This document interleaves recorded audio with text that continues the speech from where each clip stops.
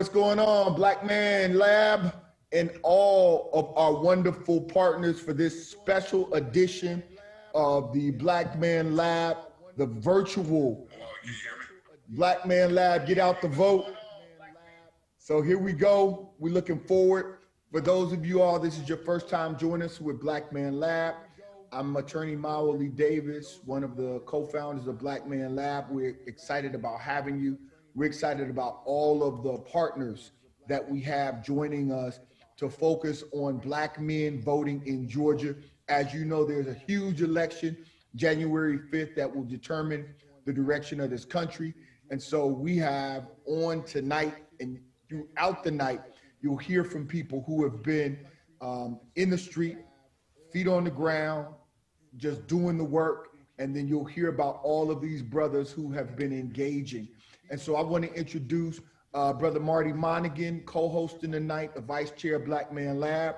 And then we're going to bring in some of our very powerful co-sponsors that are involved in this effort and just trying to push brothers to the polls. Brother Marty, come on. Man, thanks, Brother Maoli, man. So excited about tonight. So excited about this rally and message that we are looking to get out tonight. We know that the young Black male from, when I say young, I'm talking about from that 18 to 40 range, is one of the least represented demographics out there. So we want to make sure that we are touching our folks and letting them know that they are important and that they are pivotal as it relates to every race out there, especially this one that we're looking at in Georgia coming up here. So with that, I don't want to take up any more time. I just want to say that and tell everybody that we have on tonight in advance, thank you. We are so excited for this and look forward to our conversation tonight. Well, we always start with some traditions and we want to get ourselves centered. And so to do that, we want to bring on Brother Fred Parham. Not only does he work with the Blackman Lab, he also works with the Collegiate 100 of the 100 Black Men. And so, Brother Parham, come on aboard, introduce yourself, and then, get us centered, brother. Absolutely, Maoli. Thank you for the introduction. And gentlemen, and to our listening and viewing audience, please take a moment with me to find a space in this moment. And how we're going to do that is by taking a deep breath. Then we're going to exhale all of the struggle of today, all of the disagreeableness that happened in our lives today. We're going to exhale all of that and center ourselves and prepare for an outstanding panel discussion afterwards. And so on my count, 3, 2, 1, let your chest fill with air, lungs fill up, and exhale slowly until your shoulders have fallen, and hopefully that stress of the day has dissipated, leaving an energized person to receive the great conversation and action items that we will hear this evening. Back to you, Maoli and Marty. Thank you, my brother. We want to jump over to Professor Jared Grant. We always want to honor our ancestors. We know that without them, our right to vote would not have been realized. There were those who took beatings, who even died for our right to vote. And so we always acknowledge our ancestors, but particularly on today, as we discuss the importance of Black men voting. I think of Dr. C.T. Vivian, the great C.T. Vivian, who has been a part of Blackman Lab and Let Us Make Man from the very beginning of Let Us Make Man. And so we just want to think of Dr. C.T. Vivian and come on, Brother Jared Grant, so that we can do a libation. And then we're going to come over to Brother John Hollins to help us introduce some of our co-sponsors after the libations. Come on, Brother Jared. All right, thank you, Maoli, Marty, and Fred. How y'all doing today, everyone? Thank all guests. We always welcome our ancestors, putting our ancestors in our hearts and mind. So I want to ask everyone to just think of some of our ancestors, some of those great ancestors of the past, whose whose shoulders we stand on. So think of them for just a few seconds. Whose shoulders we stand on. And lock them into your hearts and mind. And everybody raise a fist. And on 1, 2, 3, say Ashe. 1, 2, 3, Ashe. And again, now I want you to just think of, as Maoli just talked about, we stand on the shoulders of some of the great ancestors who helped us achieve the voting rights in this country. You know, all of that disenfranchisement, we had those who bled for us, who died for us. So think of those ancestors right now, from Martin Luther King to C.T. Vivian and to others. Please think of them. Lock them into your hearts and mind, and everybody raise your fist, and on 3, everybody say Ashe. 1, 2, 3, Ashe. And lastly, just think of your own bloodline, those 10,000 ancestors that helped to create you. You're very important in this endeavor. So think of those ancestors and lock them into your hearts and minds. All right, and lock them into your hearts and mind. Everybody raise your fist and say Ashe 3 times. 1, 2, 3. Ashe, Ashe, Ashe. Oh, thank you, brothers. Back to you. Well, brothers, this is a special night. We have some incredible co-sponsors. We have not only Let Us Make Man, Black Man Lab, we have the DeKalb 100. We have the current president, we have a past president, we have the collegiate, we have Black Male Voters Project, we have the New Georgia Project, Black Voters Matter. I mean, you name it. I do want to bring in Brother John Hollins to recognize a few of our other co-sponsors and for him to briefly speak on why this was so important for us to facilitate this evening and make this happen with all of these different organizations that are here. And it's great to see my commissioner, Larry Johnson, on the line as well. So y'all be ready. We got some powerful folks, and we're gonna come back to you in a moment, Marty.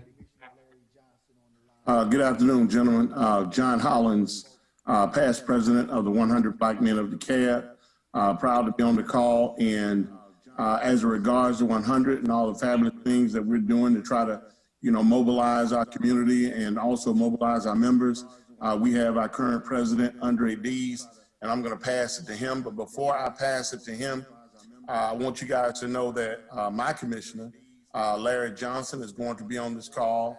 He's not only the DeKalb County Commissioner, but for many of you who do know, he will be sworn in as the county commissioner, the president of all county commissioners across the country. That's a powerful position to be in. And tonight, I've charged him to help me get a better understanding as we speak to this panel on why young Black men should be as motivated to vote in their local elections as they are in the national elections and why it's so important. And also, one of my mentees and now running for senator, Jon Ossoff, has indicated that he's going to try to jump on between 6:45 and 6:55.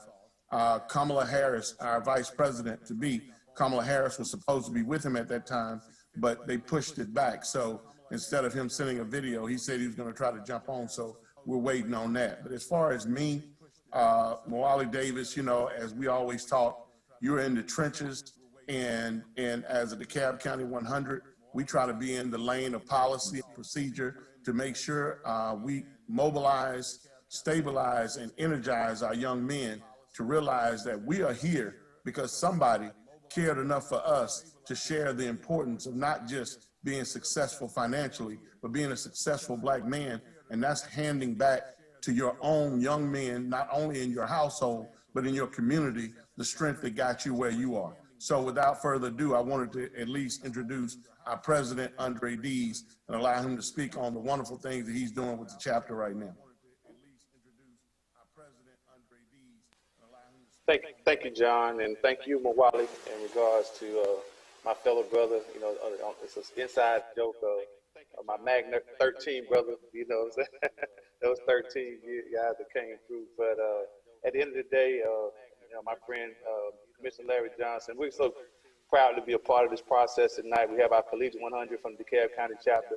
I want to recognize and also our other brothers from the other 100 chapters that are involved tonight. I do appreciate you guys, but this is such an important forum, the Blackman Lab, that we continue to follow on a weekly basis, and we'll continue to support anything that's going on within this organization and beyond. So I appreciate every one of you guys in regards to your help. I don't want to take up any time because I think we got a lot of important business to talk about in regards to young black men voting.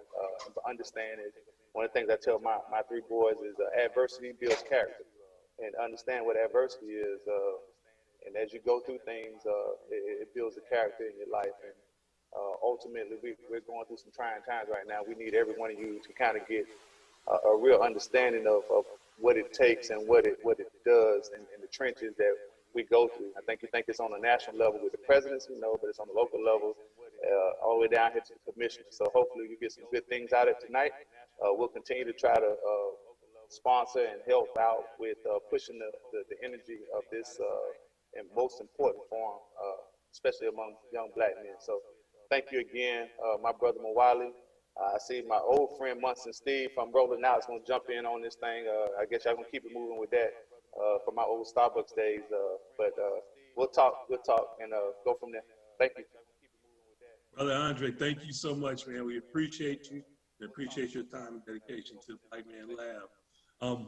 To piggyback off what you were just talking about, what we want to do is we're going to jump with some of our younger folks, because y'all are the people that we're talking to. Y'all are the ones that we want to influence to be a part of change, right? And having a voice as it relates to voting.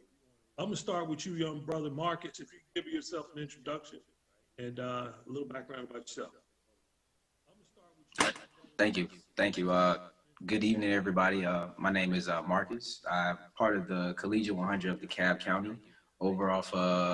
We started off at the Perimeter campus, started a chapter there a couple of years back, and from there I graduated with a degree in business administration, associates in business administration, and from there I was able to transfer to University of Alabama at Birmingham.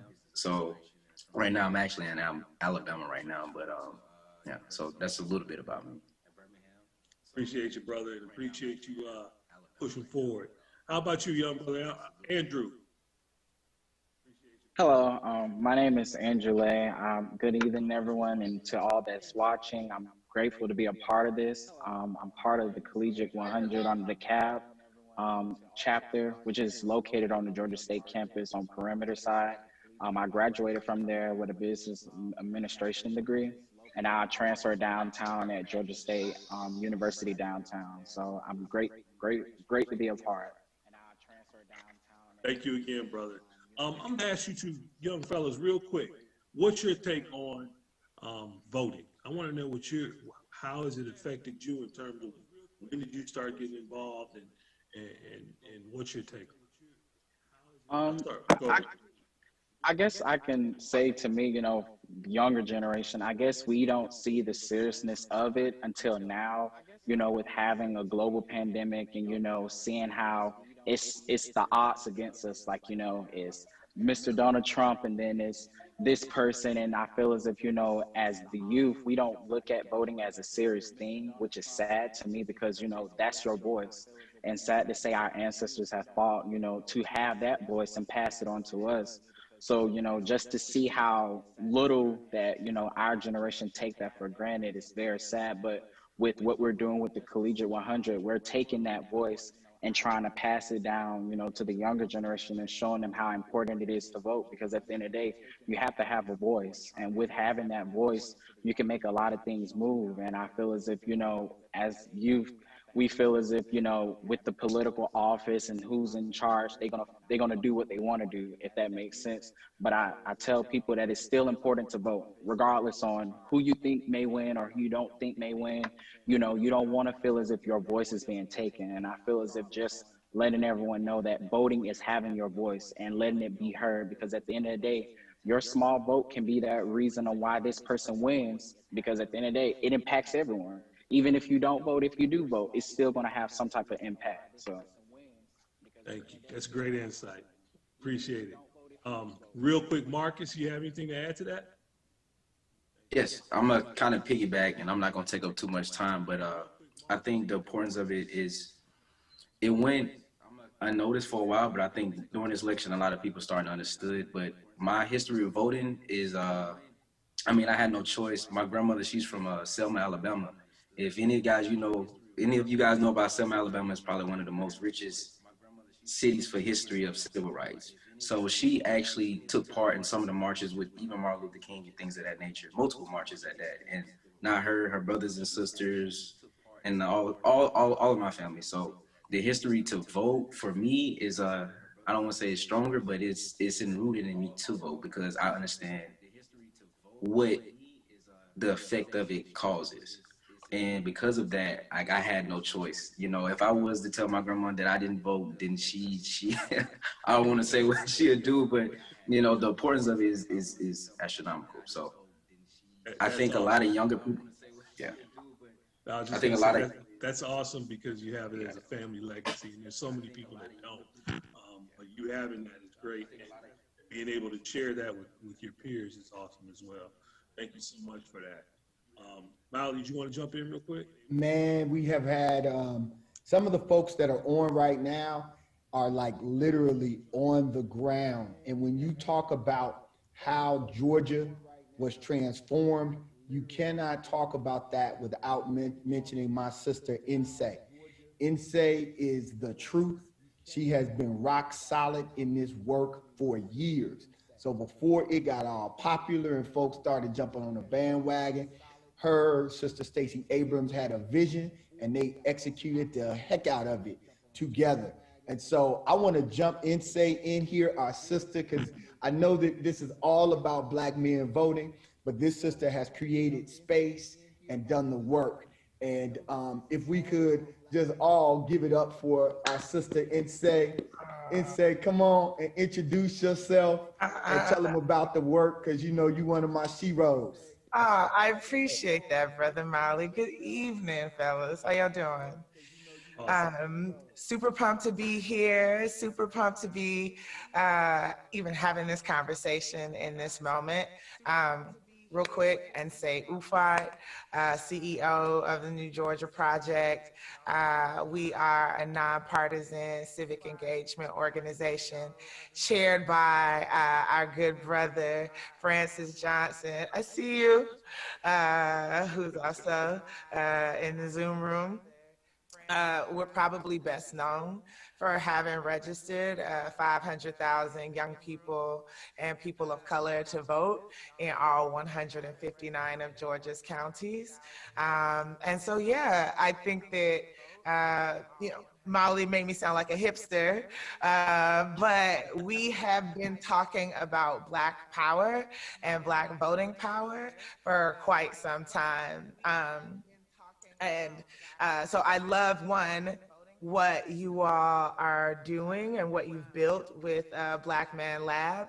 I think that when I think about the highest aspiration of the New Georgia Project is we want to be an organizing and a political home for Black folks, Black families, Black communities, and people of color. So Georgia is changing. I want everybody to know that what happened in November was not a fluke at all. We've been telling folks that this day was coming for quite some time. In fact, we thought that it would bear out and that 2018 would provide us another proof point. But the thing that hasn't changed is that in a swing state, in a battleground state, and that is what Georgia is now. Elections are determined by, one, who shows up, and two, whose votes get counted. And so when I talk about, one, who shows up, that means Black men. I feel like there is a narrative that can sometimes cause division because you know, there has been a lot of rhetoric about Black women and Black women's political participation. It is a fact that Black women vote at higher rates than any other demographic in the country. harder than white men, etc. But the number, like the group that's right behind us, the group that holds us down, holds our families down, holds our communities down, are Black men. Number two.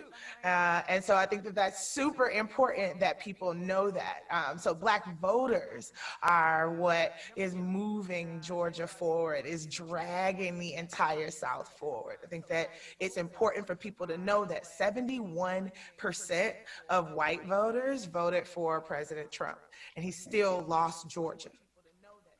71% of white Georgia voters voted for Trump, and he still lost. And what that means is that the path to victory in Georgia, the path to a higher minimum wage, the path to sending the first Black man United States Senator from the Deep South to the U.S. Senate, the path to passing the George Floyd Act, the path towards Medicare for all of that flows through Black voters in Georgia. And so I know that there's, vote or die, and like there's a lot of rhetoric. You've been getting a lot of text messages, probably phone calls about the power of the vote in this moment. And I don't know how all of those messages are landing with you all, but what I know is that what they're saying is absolutely true.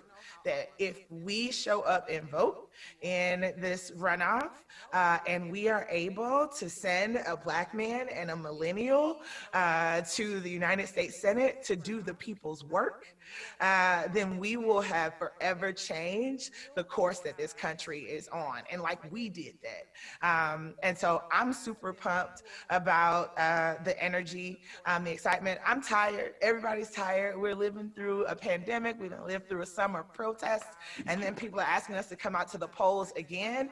And I know that we have a history of fighting through the hard, pushing through the hard, putting our communities on our back and doing what needs to be done in order to protect ourselves, to save our lives, to build a better world. So I'm super proud to be in community with you all.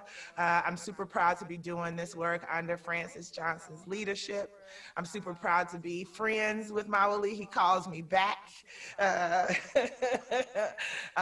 And yeah, I love that Georgia has taken front and center in this narrative. I love that it will be a former slave state, a former Confederacy state, a state of the Confederacy that will move this country forward and again, drag our leaders to where they need to be to get the people's work done. Thank you, sis. Thank you so much. And you all, you may not be able to see what Marty and I can see, but the folks that are gathered here, I mean, we have Pastor Jamal Bryant, we have Sister Hillary Holly, we've got Francis Johnson, we've got Q Parker from 112, we've got Commissioner Larry Johnson, we got Mondale Robinson from Black Male Voter Project. I mean, this is it, y'all. Craig King from Rap Plug. We got them all. But we want to bring on, because time is short, for one of our senatorial candidates, we want to bring on Brother Jon Ossoff. Come on, Brother Ossoff, and if you would share your importance of the Black male vote in this election and in all elections. Attorney Davis, I appreciate it. Good to see you. Thank you for all of your support. I was just scrolling through here. I just want to give some recognition to some folks that I've known for a long time and some folks who have been extraordinarily supportive during this campaign. I see Imara is on. Imara, great to see you. Thanks for all that you've done. Commissioner Johnson, good to see you, sir. Francis Johnson, great to see you. I think we just missed each other in Statesboro. That's right.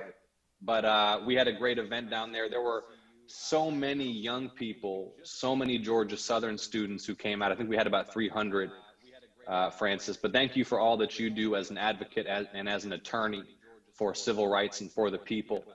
I have to give a special shout out to Jon Hollins. Y'all know Jon Hollins through his work in the community and through his work at the 100 Black Men. But what you may not know is that Jon Hollins was my high school baseball coach.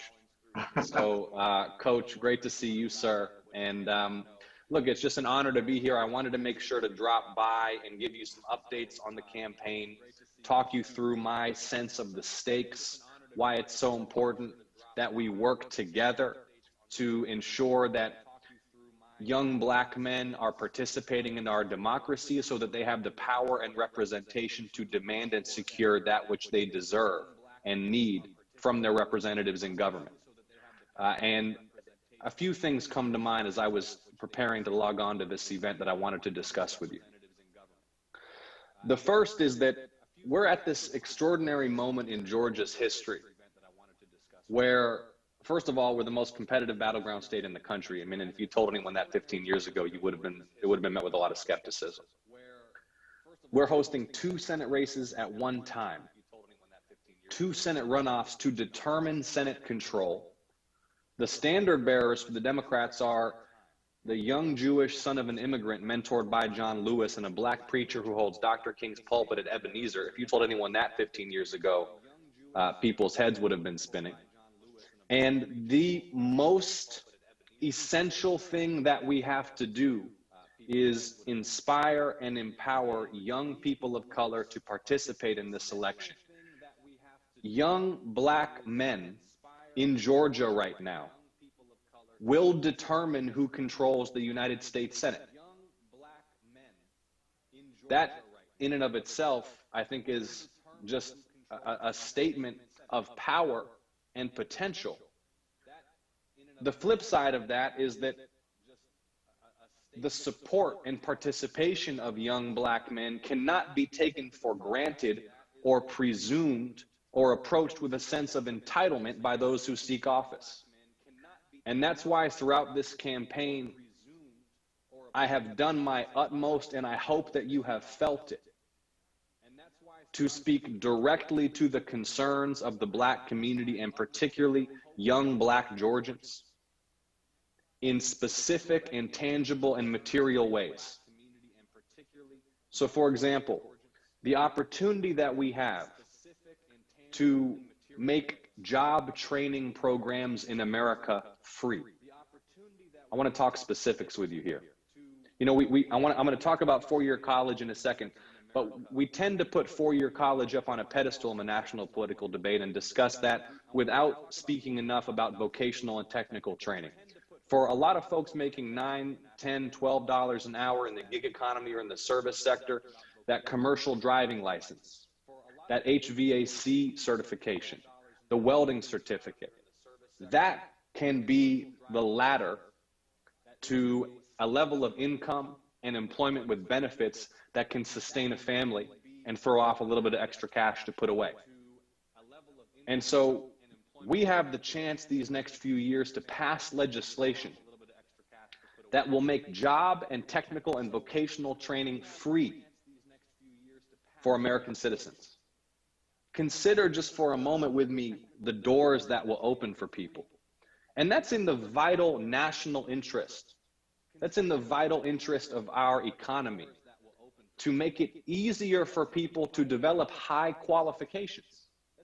And it's in the human interest of folks who are trying to move their way up the socioeconomic ladder and right now are not being offered any chance to earn more money and secure a higher standard of living. Let's talk about 4-year college.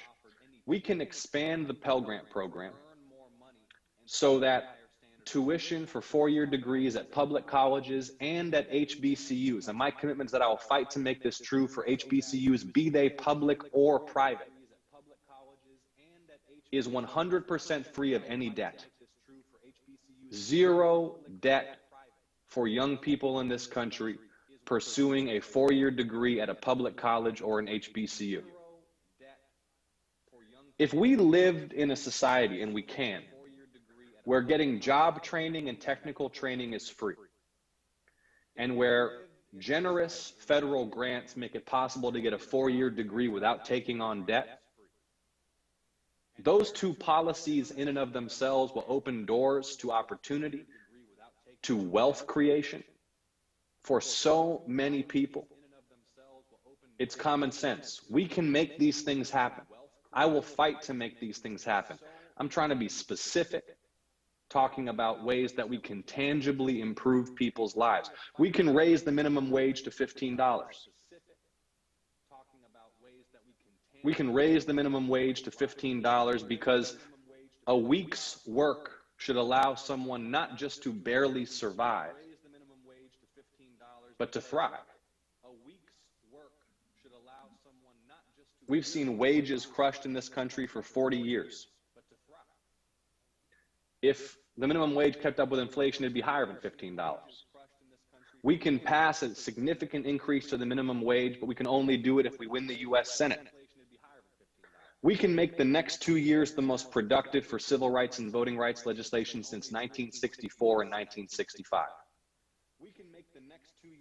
We can pass a new Civil Rights Act that will empower the Civil Rights Division of the Department of Justice to bring civil or criminal penalties against officers, departments, prosecutors, judges, people who run facilities of incarceration where there is brutality or racial profiling. Because accountability is the only remedy. We will not have reform without accountability.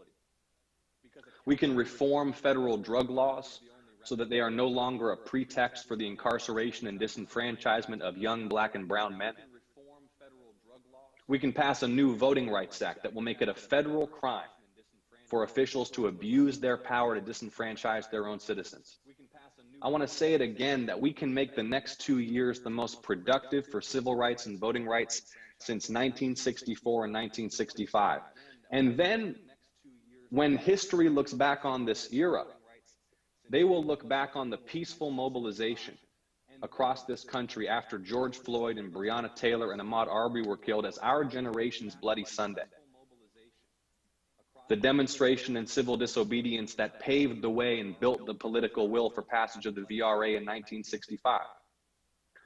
We can do all these things, and I will fight to do all these things, and I hope that you know, and I know that many of you do, that Coach John knows, that Commissioner Johnson knows, Francis knows, that I am not arriving at a commitment to these issues because I am a candidate for office. I cut my teeth working for John Lewis. I worked on criminal justice reform issues for Hank Johnson. I authored death penalty habeas corpus appeals reform legislation a decade ago, which is still the marker bill for reform of death penalty appeals in the U.S. House of Representatives. I have been working on these issues for some time. I run a business that exposes human rights abuses, war crimes, corruption.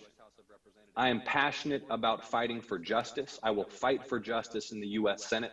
We can elect this young Jewish son of an immigrant mentored by John Lewis, and we can elect the pastor at Dr. King's church to the U.S. Senate to represent Georgia in the U.S. Senate. In order to do those things, we have to generate record-shattering turnout. And that's why I'm so grateful for the work that you're doing. So I am going to have to hop at 7:10, which means, Attorney Davis, I've got 6 minutes to answer questions. Awesome. Let's do it. Go ahead, Bali. I said, let's do it. Come on, gentlemen, ladies, gentlemen, if you all have any questions, this is just an incredible opportunity for us to have this dialogue. And so I want the young brothers that are on, if they want to jump in and ask a question, to do that now. If not, you know, we always got the salt and pepper headed brothers who can do it. And I just saw that Councilman Dickens is on here as well. Forgive me for not having I'm just scrolling through and seeing who I see. So nice to see everybody. Marcus, you want to? Yes, go ahead, Marcus. So I wanted to ask a question. You talked about raising the minimum wage to $15 an hour. My question is, will inflation with that also rise? And what's the plan to kind of balance those things out? Thank you, Marcus, for the question. And look, we are seeing inflation in the cost of living, the cost of goods and services that has far outstripped the increase in the minimum wage. So the people are already eating inflation. The people are already seeing that the cost of basic goods and services, as well as the cost of other necessaries like education, have skyrocketed over the last 30 or 40 years, while the minimum wage has barely moved. So no, I do not anticipate that that increase in the minimum wage will be a significant driver of inflation. And I think it's worth remembering that over the same period that wages have been crushed, return to shareholders has skyrocketed. Mm-hmm. And so this is about whether or not working people participate equitably in the vast creation of wealth that the phenomenal genius mechanism of free enterprise creates. And in order to make sure that working people are benefiting from the power of the free enterprise system, we need to increase the minimum wage. But it's a great question, Marcus. I appreciate it. Jon, Coach. Does anybody else have a question? I mean, I can ask you offline, but the thing I wanted to say was this. First of all, thank you for coming on at the last minute and sharing, because, you know, I appreciate it. I know me calling you at the last minute and your schedule is very tight, but I will say this to the listeners. I've known Jon since he was 14 years old, and he has been this conscious and socially aware, civil aware, ever since he was a kid. It was amazing. He didn't tell you, he actually quit my baseball team because as a talented second baseman, he decided that playing ultimate was a lot more fun. But he came to me to apologize and wanted to know how I felt about it, because that's how conscientious he was, even as a kid. And I always told him to follow his heart. And I said, man, I'm gonna miss you. I want you to stay, but I want you to follow your heart. And I'm saying that to let you guys know, this is not an act. This is the real deal. This guy is conscious about raising the level of people in general. And he understands, after being mentored by John Lewis, the plight of young black males in general. And the one thing that I always say, and I say this wholeheartedly, that everything black is not good for you and everything white ain't bad for you. You have to be able to deal with the content and the character of the individual to understand where they're coming from and what they mean, and do they mean what they say? Because as my great grandmother taught my father, and I'll leave with this, what you do speaks so loud, I don't hear a word you say. And I know what this brother does. And so thanks, Jon, for coming on. Thank you, Coach. I appreciate it. I'm grateful for the endorsement, and I'm grateful to this whole team for the hospitality. And I humbly ask you to do everything that you can to get people out to the polls. I mean, I'm getting, as you can imagine, daily updates from my team on the shape of the electorate and the progress of voting. And this will be, bar none, the highest turnout ever in a runoff election for federal office, with the highest stakes of any runoff for federal office in generations. And I just want to ask you, not for the sake of my ambition and not for the glory of a political party, but because of the real human consequences here, that you work tirelessly. Again, not on my behalf, on behalf of the community. And let me make this say this final word before I hop off. I'll be right back here as your senator to answer questions. I don't promise to always vote the way everybody wants me to. You shouldn't trust any candidate who does. What I promise you is that I'll be transparent and accountable. And I think that's what we should expect from public servants. I will welcome tough questions. I will welcome scrutiny. I will welcome criticism. I will approach conversations with an open mind and an open heart and a willingness to change my views, because no one has perfect knowledge, and representation is a collaborative process. It's not an imposition of will. So I look forward to joining this same group in just a few weeks as your senator. And in the meantime, ask you to do everything in your power to make that real. We are speaking it into existence and working tirelessly to make it happen. Thank you for the opportunity. I appreciate you guys. Brother Ossoff, thank you so much, and we appreciate you on behalf of Black Man Lab and all the other organizations here. We truly appreciate you coming on, giving your insight, and being willing to make time in your schedule to speak to those that we were speaking to today, and that's the young black male voter. So thank you so much, and the best of everything to you, and we're going to hold you to coming back on the Black Man Lab. I'll be back. Thank you All so right. much. Appreciate you. Thank you so much. All right. Bye, y'all. Take care. All right. We're going to move on, man, and keep the conversation going and keep this energy going, man. This is great tonight. We have a great panel of people on, and we want to make sure everybody has a voice tonight to speak to our audience. So with that, I'm going to bring Brother Commissioner Larry Johnson. Can you jump on and say a few words? Yes. How's everybody doing? Beautiful. Man, and Marty, this is Chi-Town's finest here, man. Commissioner Larry Johnson is from Chicago. You Okay. and I, Champaign, Illinois, baby. Come on now. Okay. All right. Homeboy. We like six tray. Homeboy. 6 tray all day. 6 tray. boy. Oh, for real. Oh yeah. I was on the rough side, baby. So I want to say good evening to the Black Man Lab, to all of my special folks on here. I mean, it's just so many numerous folks to name. I just love all of y'all, man. We're in the middle of a pandemic. We're voting. It's the Christmas season. It's just a dynamic time. And I had a chance to, we helped about over 300 some families on Saturday. I do it every year for the last 22 years. I had the 100 Black men who came out, and we had a chance to help serve our single fathers, single mothers, folks in DFACs, to make sure that they have something for the holiday season. And as I left that place, I had to go over to an extended stay hotel. An extended stay hotel is no more than just a permanent, it's just a temporary place, but it's really a shelter. When I was over there, man, I saw families coming out. I had 2 churches there. One was doing HIV/AIDS testing. One was just giving out toys and information right off Candler Road on Ember Drive. And if you ever had a chance to go over there, it's just a whole different world. And so I went over there just to see what I can do to help out. I met a young man who had just lost his mama last week. He lived in an extended stay hotel, about 8 of them in one place. Talking to that young man, we talked and we dialogued. I said, man, what can we do? You know, and I always bring books with me. I just don't bring gifts. I bring books, because education is power. And I heard the young man talking about it on here. You got education, and that's what happened to me. Come from 2 teenage parents, welfare, WIC, you name it, south side of Chicago. But I didn't let that stop me. Education was the point that really broke it for me, the first generation to go to college. And if you know about University of Illinois, you know that's not an easy place to go.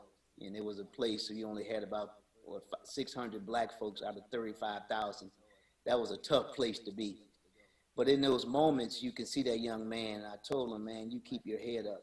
You keep moving forward, and you keep doing it. And that just allowed us to understand that voting is important, that I continue to be, as a commissioner, to help those young families, to help that young man who's going through. I said, you just called me on Monday because I see potential in you. I want to see you survive and succeed. But I want to tell you all, Black Man Lab, as we leave the Christmas season, guess what? We're heading into Kwanzaa. We have one more early voting date, which is on Sunday, December 27th. And if you know, the day 2 of Kwanzaa is Kukuchagalia, which is called self-determination. I want us to use that December 27th as a day to go out and vote about self-determination. It's about Head Start. It's about our sidewalks. It's about education. It's about our Pell Grants. It's about helping single moms and dads to get to the point where they need the help. And you heard Jon Ossoff talk about that. This is about self-determination. If you don't hear anything else we're saying tonight and the speakers that have spoke, this is your time to use the principles of Kwanzaa to make a difference in our community. And so I just want to close with that. As a local, I'm the last one on the ballot, but I'm the first one called. We do everything from stray dogs to potholes to sidewalks to your curfew. So it's important that you engage your local elected leaders to make a difference. Thank you all, Black men and women. Thank you. Thank you. We appreciate you so much, Commissioner. Thank you for your words. And we at Black Man Lab love anything that touches Kwanzaa. So thank you, because those principles ring deep with us. So we truly appreciate that. With that, I want to bring on, it's not often that we get to have sisters on the Black Man Lab. So Sister Hillary Holly, I would love to bring you on if you could give us a word. Good evening, everybody. And first, I just want to say thank you for having me. It means so much. Working with so many of these amazing Black men on this call, it has kept me sane, it's kept me hopeful, and it's just done so much for the state of Georgia. This election, as Nsé was saying earlier, can come down to Black men. And rightfully so, we've had a lot of work to do with Black men because a lot of times they have been left out of the conversation. And there's so much room to build. And so I'm just so grateful to be in community with so many of y'all. When we're thinking about talking to Black men, I'll call Mondale and be like, what should we do? What do we need to say? Where do we need to take out ads? Help us out. You know better than I do. I call my brother and his friends and let them know what they're thinking about. How about we have a conversation just between the 2 or 3 of you all, get it recorded, because it's not about us, it's about Black men being heard specifically in this moment, and knowing that, like what Jon Ossoff said, when elected officials get into office, holding them accountable. As we know, a lot of times the system has failed us. Francis Johnson and Attorney Davis, we've been together during the hardest times, and seeing results that were unfortunate to families, and then also seeing Black men not be able to grow into themselves. And so when I look at this election, I always think about hope, and I always think about ways to include the voices that have felt left behind, and approaching them in an authentic way. And again, we wouldn't be able to do any of this work without you all. And so when I get a text at midnight from Attorney Davis asking me to join, I'm gonna make sure to respond. And I'm gonna make sure I'm able to say yes. Because you all mean so much. And the work that you do for young Black men, it truly matters. I mean, like I said, the other day I had a conversation with my brother and 2 of his friends who we're working on doing an ad with. And they were saying, you know, politicians never spoke to me like they are now. And so they're noticing the work that y'all are doing. And it means so much to their lives. And so I want to say that we're winning. Looking at all these numbers, Black turnout is extremely high, not just in Georgia, but in the suburbs. Today, we're seeing in rural counties across the state, Black voters are turning out, all numbers, all ages are turning out really strongly. And so the work is happening, the work is here, and we're just continue to build, and we're gonna build together. And so I just love seeing the regional diversity on this call, because we know Black men are struggling not just in the metro area, but down in Southeast Georgia, Southwest Georgia, down in Lowndes County.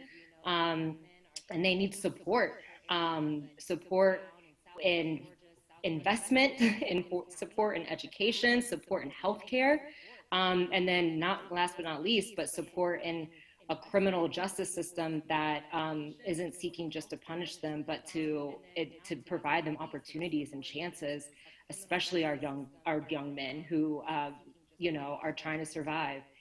And so I just want to say thank you for having me. I truly love you all, and I don't know what else to say. Thank you. Hillary, thank you. Those of you all who don't know, this is another one of these sisters who really has helped change Georgia completely. So when we saw after Georgia turned blue, so many people lifting up Sister Stacey Abrams, as we all should, there were just all of these other sisters that we know personally who've been a part of this little crew of just, you know, what is that? Good troublemakers, right? So they just been making good trouble in this election space for a long time, and Hillary is one of them, and that's why we're so grateful to have you on and fair fighting what you all do. So thank you. Keep doing what you do, sis, and thank you for joining us. And hang in here, because you can see we got some very powerful brothers here tonight, and you all have complimented these brothers very well. We want to bring on Pastor Jamal Bryant here in the DeKalb area, but really a national figure. And Pastor, could you come on and greet the folks and give us your most fiery 2 or 3 minutes and just fire us up real quick, if you wouldn't mind doing that. And also take some of that art down from behind you and send it to my office, and I'll pay you later. Listen, it's a Monday. I don't have much fire. All I got is a pack of matches, but I'm grateful to be on, and greetings to all the brothers. This is a critical defining moment. The reality is, since 2008, the most consistent voting bloc has been our sisters. In this last election, 12 to 13% of our brothers lined up for Trump. Now we can recalibrate the data and really press the refresh button. I'm excited. Raphael Warnock and I went to Morehouse together back in the 90s, and to see him evolve in this place of national leadership is a critical moment. Let me salute a couple of my Morehouse brothers that are on here. But I really want to turn the mirror to the Black church. Because I am afraid, attorney, the Black church has not done all that it can or should do in this electoral process. We have been the sleeping giant. Everywhere you turn, you're hearing from white evangelicals, but the Black prophetic church has lost its prophetic voice and has contracted laryngitis. To that end, I don't think that it is by any accident that Pastor Warnock is from Ebenezer, the church that really cast the dream to make America look at itself. I say to pastors all over the country, the reality is Dr. King never pastored a church that was bigger than 300 people. So it's not the mega pastor that make the difference. It is the ones who are intentional and understand their focus and goal. And so most of you don't go to mega churches. I'm asking you to shake the trees and the bushes, hold those pastors and churches in accountability, and let's look beyond DeKalb and Fulton. But those of us that got cousins in them in the hinder part, we got to really get them out to vote. I feel confident about DeKalb County doing the right thing, but I don't want us to think we got it in the bag, because we do not. It is not Ziploc, it's paper. And so we got to make sure that it does not fall on the ground, but that we push everybody to do exactly what is needed and what is necessary. This is going to be the moment where people are going to ask, what did you do? And here's the reality, Brother Munson. Whatever you are doing now is what you would have been doing if Dr. King was alive. This is really your consistency. So if you're doing nothing, then you would have been selling T-shirts on the other end of the Edmund Pettus Bridge. But for those of us who are willing to risk it all and realize not just the siege of power for the Senate, but the legacy for our unborn grandchildren rest in the pendulum. For the last couple of weeks, Congress was paid $130,000 to see whether our people were worth $600. And so if we're going to leave our bastion of power to people who don't think we're worth $600, then we can't even get on the page when it's time for us to really start talking about reparations, a livable wage, and raising the status quo. What we have seen from COVID is the pulling off of the sheets of Black America's pre-existing conditions. That we already knew we had food insecurity, already knew we didn't have support in entrepreneurship, already knew that there was a housing crisis, already knew that there was inequitable health care. Now, all of those are on the fore. The majority of our vote is we are not voting for personalities, we're voting for principles, that we're shifting from protest to policy. And if we're not dealing with policy, then we're just having a parade. So I'm looking forward to a long line of brothers participating in this early voting and standing out on January 5th to make history happen. This will be the first time that a Black preacher goes to Senate since Reconstruction with Hiram Revels. And so for it to happen back again in Georgia is a statement to the nation, because so many were deluded into believing that we were in a post-racial society because we elected Obama. But now that Trump is here, the sheets are off. The Klan is no longer wearing white robes, they're wearing blue suits. So let's get dressed, let's get ready, and let's go vote. You know what, brother? You said you weren't going to bring the fire. You just had matches. Well, you lied. As a pastor, you couldn't help yourself. And we appreciate you, man. Thank you so much for those words. Glad to be a part. Got to lift an offering right now. Right? Oh, yeah. Right. Listen. And attorney, before I close for your next speaker, let me say to the gentleman, I'm glad to be a part of the newest class of 100 Black men. So thank you all for welcoming in and cashing my check. Joined by my law partner, Brother Robert Bozeman. Y'all in the same class over there in Atlanta. So yes, sir. Y'all kicking behind. Come on. I want to bring Brother Cliff Albright real quick, y'all, because Cliff, as you all may know, is on the tip. Like, he's one of these folks that are on the tip of the spear. They're on buses and vans and I don't know, trains and in cars, riding around doing what I have observed as this modern day freedom rider work, where they have to have security with them, because when you see folk acting out in the election booth, just imagine what they're doing on the street when you're riding around with a big old Black Voters Matter bus. None but hate in certain communities. And I'm telling you, they're not just driving around Atlanta Metro. So brother Cliff, I know you have to jump off because you all are literally Mwala. Hey, yes, John Holland, before my brother Cliff jumps on, because Cliff and I go way back, I need to make one thing clear. Jamal is in the cab 100 Black men. Oh, just know that. Hey, my fault. Way to clear that up, brother. Hey, coach, get me straight, coach. Appreciate it. That's dope. That's dope. My fault. I better make the next meeting. I'm sorry about that, y'all. Come on, Cliff. Appreciate it. That's dope. That's dope. My fault. I better Hey, what's going on, y'all? Always glad to be here, Black Men Lab.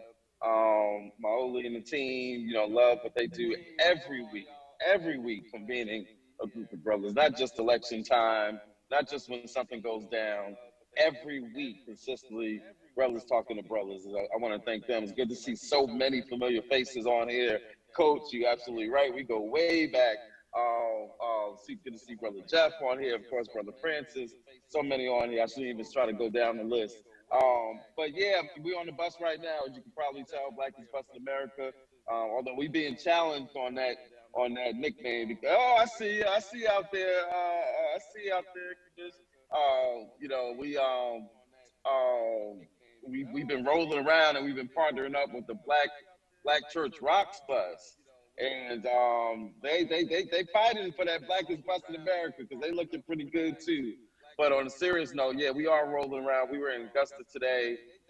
We were in Henry. We were in the metro area over the weekend, Rockdale, Henry. We're actually on our way, and it's a coincidence. God is good, because on our schedule, we were already planning to go from Augusta today to go to Brunswick tomorrow. Little did we know that in the midst of today, that the Brunswick, Glenn County election board would call an emergency meeting, because many of you are probably familiar with the fact that you got this Republican group that's going around trying to purge voters who we know are disproportionately going to be Black voters, right? Which is an action that can't be taken this close to an election cycle. You can't do list maintenance, even if it was a credible complaint, which it's not.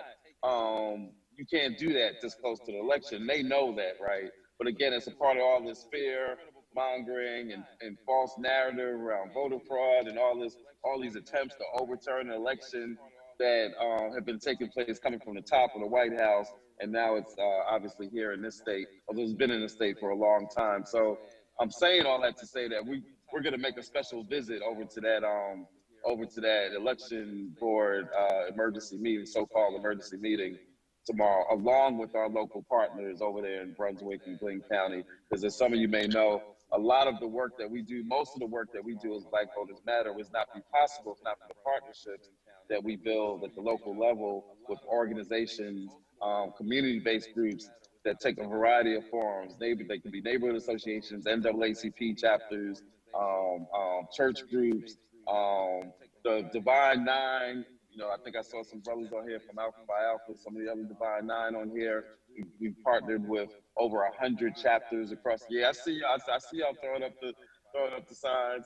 So we're very proud of that partnership because we're partnering with some of the oldest institutions in our community, the church, the Divine Nine, right, the NAACP chapters, community groups of all shapes and sizes, youth groups, you name the type of organization, we're partnering with them.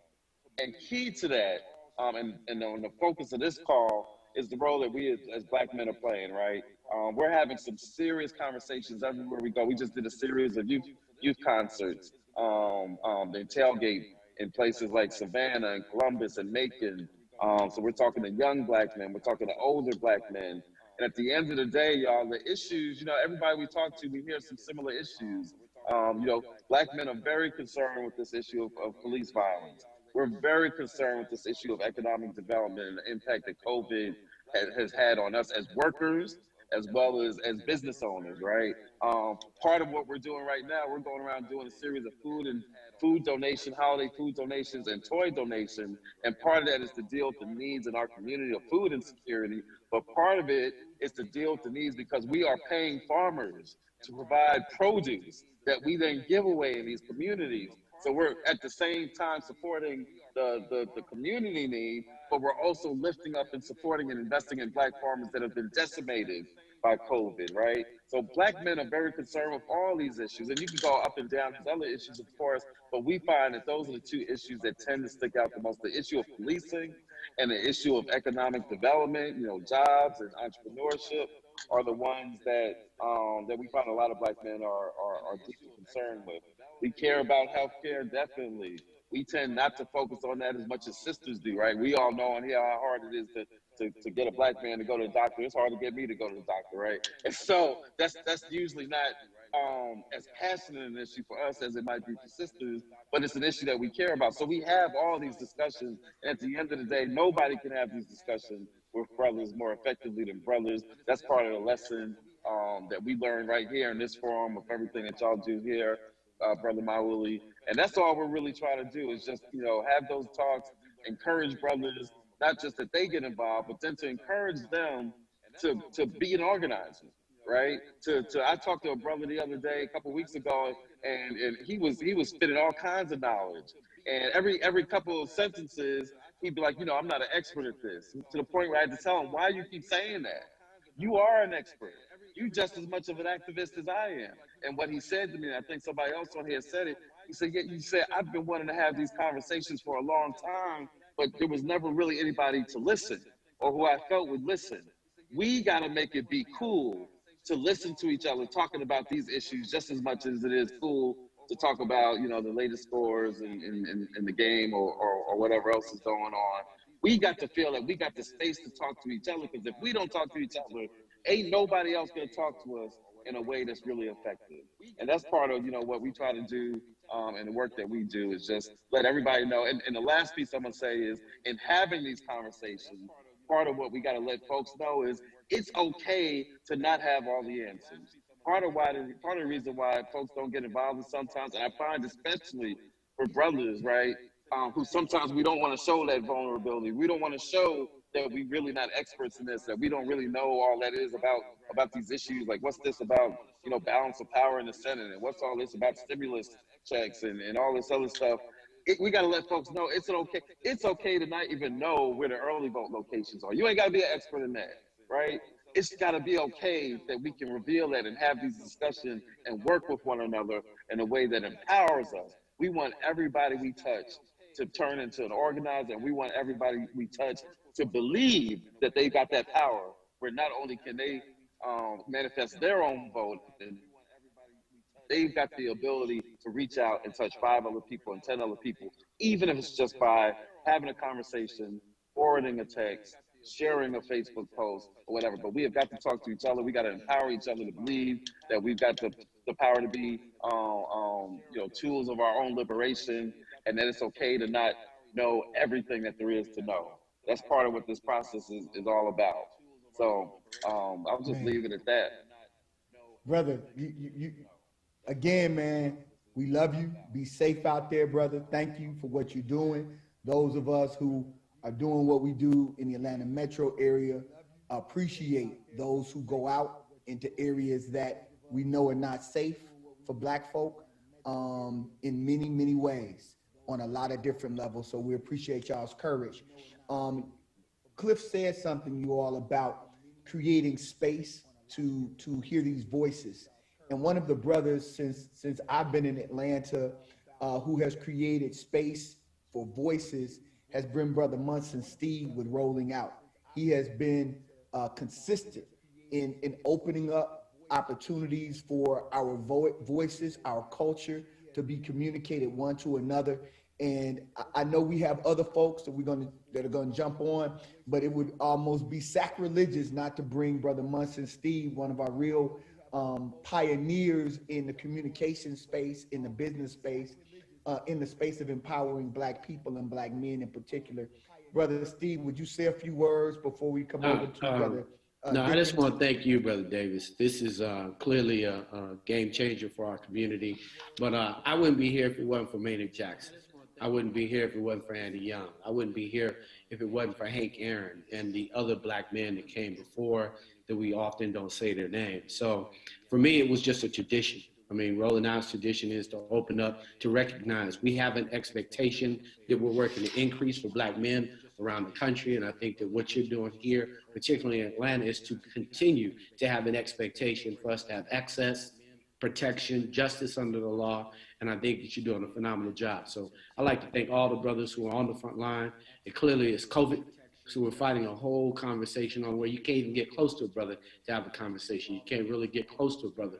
But we all have to marshal our support at this moment to be conscious, to encourage and invite brothers to really move forward in their movement as men, and collectively for us to be able to talk in a brotherly, emotional language that will move us forward to understand, to see the vision that many of the men that came before us. So love what you do, appreciate all that you are convicted to doing, and how you represent us and represent all the others. And peace to all the brothers on the platform. But I am just more proud of what you and your team continue to do to protect us, because that makes us feel safe. And brothers need to feel that there is somebody who is on their side.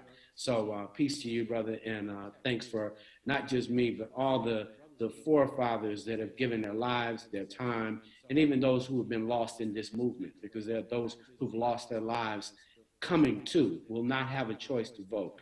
And we could say their names, but we all know their names, and just justice for them. So thank you so much, brother.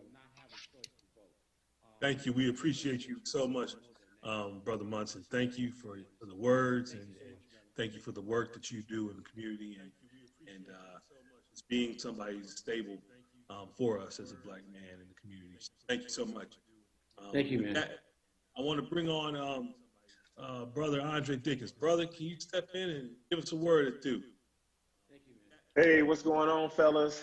Good to see all these brothers. So many of these guys are my friends and just part of my family, man. It's good to see all of you. Thank you for allowing me to be on here. Wally and the rest of you guys are the brothers that keep the candle lit for others to see it and inspire everybody. You inspire me. I mean, seriously, I get inspired by looking at so many of these brothers in here. I see my DeKalb County brothers, Commissioner Larry Johnson, and Lee May, and some of my friends, Jeff Street, and so many others. I start naming folks, you get in trouble. Mark and I went all the way back, Amara. So I'm wearing this shirt today. I'm wearing my shirt. Georgia is blue. My state is blue. I'm born and raised in Atlanta, Georgia. And it took a lot of work to get this victory, y'all, to have Biden-Harris be elected. I grew up in Southwest Atlanta, and as much as we love to go out and vote in masses, many people for decades had never thought that Georgia would be in a position to go blue, to make these decisions. But when we got together, when all of us worked together, I mean, there's some special names, Stacey Abrams and so many others, but everybody had something to do with this victory. You had to tell somebody, I'm voting. You had to tell somebody, you get out there and vote. So many of us made sure that people did that. We got sick and tired of the BS, the lies, the racism, the corruption of Donald Trump, and those that support him, those that allow him to do that. So while I've been on fire about this and been involved with the Biden-Harris campaign and now with Warnock, and of course I know Ossoff for many, many years. And let's not forget Daniel Blackman. Let's not forget that we need to make sure that we have a public service commissioner that understands what it means to be Black, to be forgotten at times. We can't have these utilities overcharge us. We need somebody that's going to speak truth to power. Because when you got more month at the end of your money, you start looking at your rent, you start looking at your utilities. Those are some of the first things that hit you. And so let's not forget that we got a public service commission. But the key thing that made me, of course, police excessive use of force is on the ballot. But this racial economic equity plan that the Biden-Harris campaign wrote out is detailed, it's phenomenal. I got behind that. And I need to make sure that because we have a Congress that's going to be behind that, we got to have a Senate that's behind that. That's why I am saying we got to get Warnock and Ossoff in office, because the plan is rich. The plan has student loan forgiveness. The plan has Black businesses. We live in the region where Maynard Jackson set the standard for economic inclusion. He set that standard. So in Atlanta, Georgia, I mean, as a city councilman, I'm the transportation chairman, so I have oversight over the world's busiest airport. And so we know what contracts are. We know how to make sure that we have Black businesses getting contracts. The rest of the country doesn't have that. They just don't have it the same way we do. Imagine all across the land making sure that contracts are going and consider that Black businesses are in consideration. Also, $15 minimum wage. We're at $7.25 in the nation and $5.15 in the state of Georgia. You hear me? It's $5.15 is the minimum wage in the state of Georgia. That's just a little bit over $10,000. I mean, it's a shame. So that's why we got to get this done. And in the city of Atlanta, we moved to $15 an hour for all of our employees. It made a tremendous difference in people's lives. I mean, I'm talking about when I put forth that bill to go to $15 an hour, people that work in Parks and Rec, work in the watershed department, they went from $12 to $15, and their managers had to go up to $16, $17, life-changing. We have affordable housing problems, and a lot of times we try to solve it with housing, and that's an important thing to do, but affordable means income. We got too much income inequality. Black folks we need to be treated fairly. We need to have all the opportunities there are. So that's why I'm fired up to vote and fired up. I'm the co-chair for the Divine Nine outreach for Warnock. So we had a big event, and we're going to have another one. 2 weeks ago, we had a big event, had about 800 people registered virtually to come on, had every member represented for all 9 organizations. So I want to make sure that if you guys are like me, I'm a newt. I see a whole bunch of, I see everybody holding up theirs. Listen, you know, the reason why the Divine Nine is so important in this because we have bodies that can make phone calls for phone banking. That's not me doing an alpha sign, that's me doing phone call. I know where I represent. But we got people that can make phone calls. So we need to make sure that, hey guys, this last little push, keep running through the finish line like we did to get Trump out of here. Let's keep running through the finish line. Everybody making phone calls. Hey, elected officials, I'll tell you, I made a few phone calls the other day. It's good to be able to talk to your constituents and not have to talk to them about you. You talking to them about somebody else that you believe in, and they love it. So everybody, if we can, let's make phone calls on behalf of Daniel Blackman, Ossoff, and Warnock, and let's get this done. And then in a few weeks, let's call everybody back and let's say, now that we got this done, let's have a meeting let's talk about what we've been talking about, but now we can go make some laws about it. So I implore you all to contact me and let's get the party going. And I applaud you, I respect you, I look up to each and every last one of you guys, and I'm in the fight with you. Thank you. Thank you, thank you.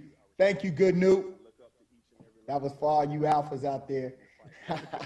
Brothers, we have with us Brother Daniel Blackman running across this state as well. So we want to bring this brother on. Thank you all for your patience. We got Q Parker from 112. We've got, just an incredible group of brothers gathered. So we ask you all to please just be patient. We want to bring Brother Blackman on because he has to run to another campaign event. He'd like, just so he can give us 3 or 4 minutes and explain what he's running on, what he's running about, and what the significance is of having a black man get out to vote. Brother Blackman, can you come on? Let me unmute you. There we go. Can you see me? Yes, we We can see you. We can hear you, brother. Hey, man, this is a beautiful room, man. I'm looking. I see Lee May. I see Andre. I see Larry, man, Munson. Brothers, y'all look great, man. I want to first thank y'all. Amira, I see you too, man. Everybody, man, there's so much love in here. I'm obviously the Democratic nominee for the Public Service Commission. This is a long time coming. Those of you that know me know I've put in a lot of time and energy. Shout out to Clark Atlanta University. You know, shout out to all of y'all that have had a part in the role and where I am today. Let me share this with y'all, brothers. I'm gonna be really clear. This is probably one of the most powerful, unheard positions in the state of Georgia. The Public Service Commission regulates tens of billions of dollars in utility projects. This commission is responsible for regulating Georgia Power, for regulating Comcast, for regulating AT&T. The power in this position is so immense. And the fact that in the United States, of the 469 public service commissioners in the US, 16 of them are people of color. And of that 16, 10 of the 16 are black women. This is an opportunity, number one, when elected, I will be the only Democrat, a black man, to be elected to statewide constitutional office in Georgia for the next 2 years. That means that we will have the senior most position in the state of Georgia, where a lot of our young men can identify and look and see someone that looks like them, see someone that understands that I can directly impact their pockets. Utility companies right now have put Georgians in a very precarious situation.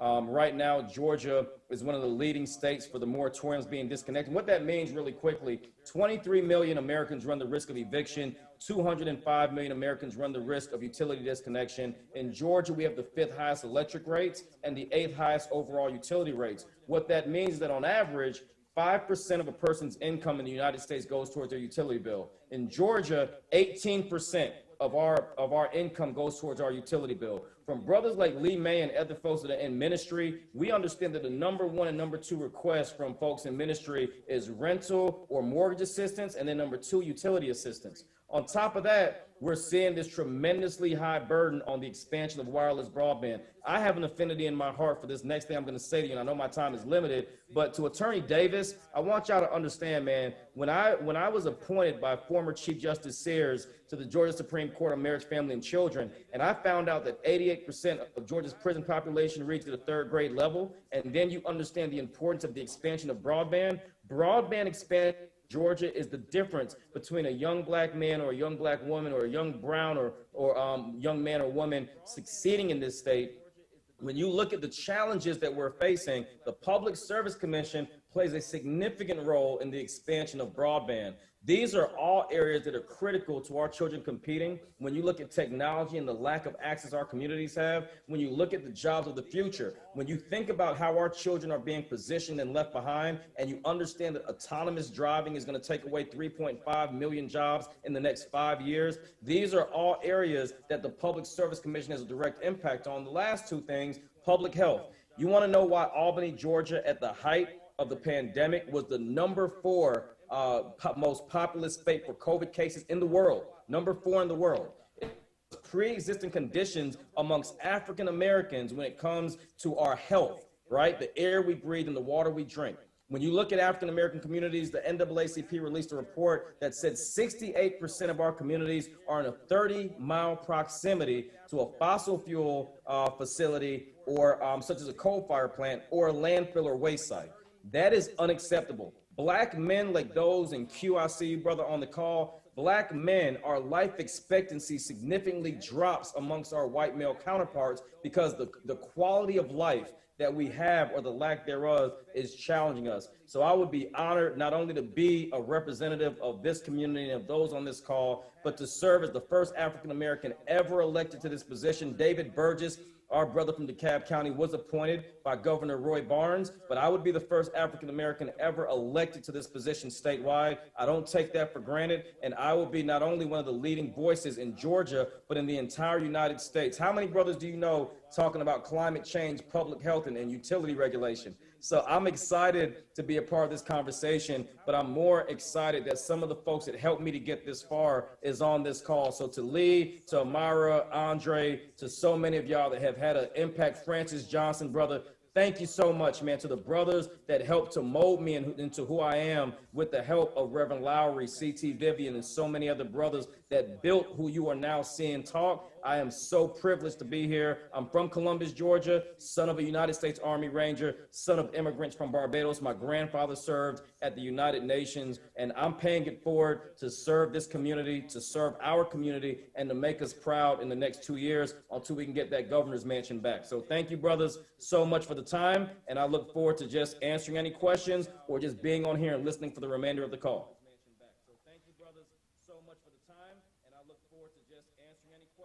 Or just being on here and listening for the remainder of the call.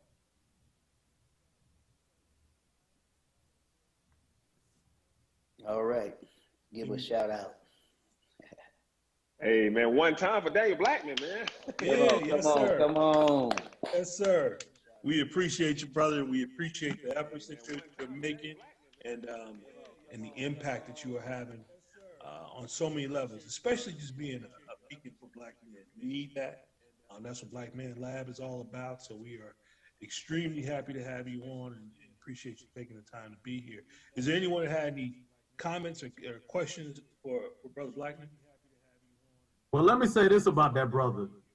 Daniel Blackman is the truth. He's a family man. He got like 100 kids that he takes care of. Yeah, don't tell his business like that now. Good. Come on, Lee. Let me tell you. And so that's you need to know the integrity of people that, you know, that show up for public service. This man is a good father, man. I mean, you know, and you don't take that, I don't take that lightly. And he stands with great integrity. And he's a graduate of the greatest institution on this planet, the Clark Atlanta University.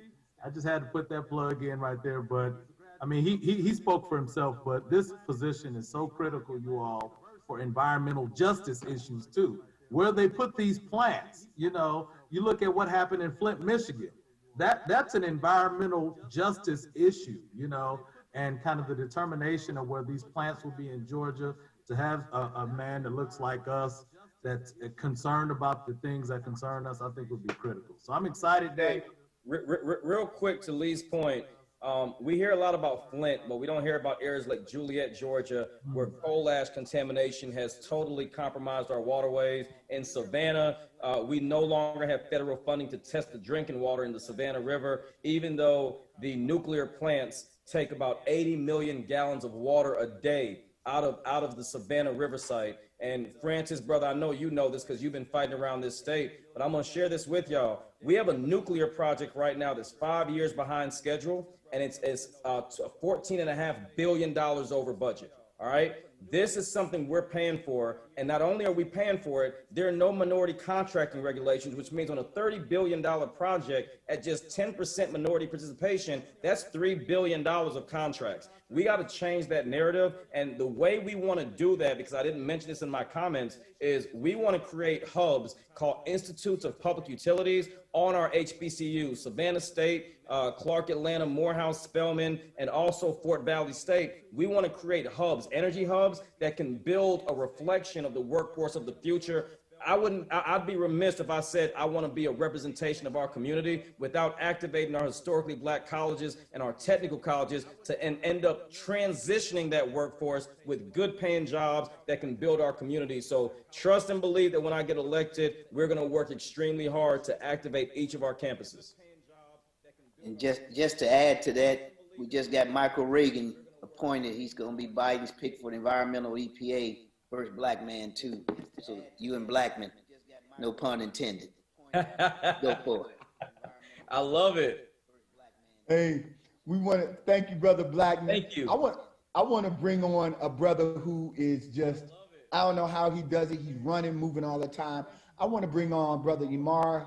Brother Imar, I want you to come on and bring up some of our socially conscious brothers from the entertainment industry and just let them know, you know, one of them is one of my Let Us Make Man brothers. But Brother Imar, I don't know how you do what you do, brother, but we appreciate you. We love you. And we just want to hear from you. And then if you can make the introduction so that we can hear from the entertainment space. And then, of course, you know, we've got to hear from Brother Jeff Street, Craig King. These brothers are in the entertainment space with young people, so to speak. Right on. Holly, first of all, it's good to be with so many brothers. And, you know, I come from the journalism background. And it's interesting to me, you know, not that it's about this, but I say, where are the cameras now to see brothers coming together to lift up and mobilize brothers?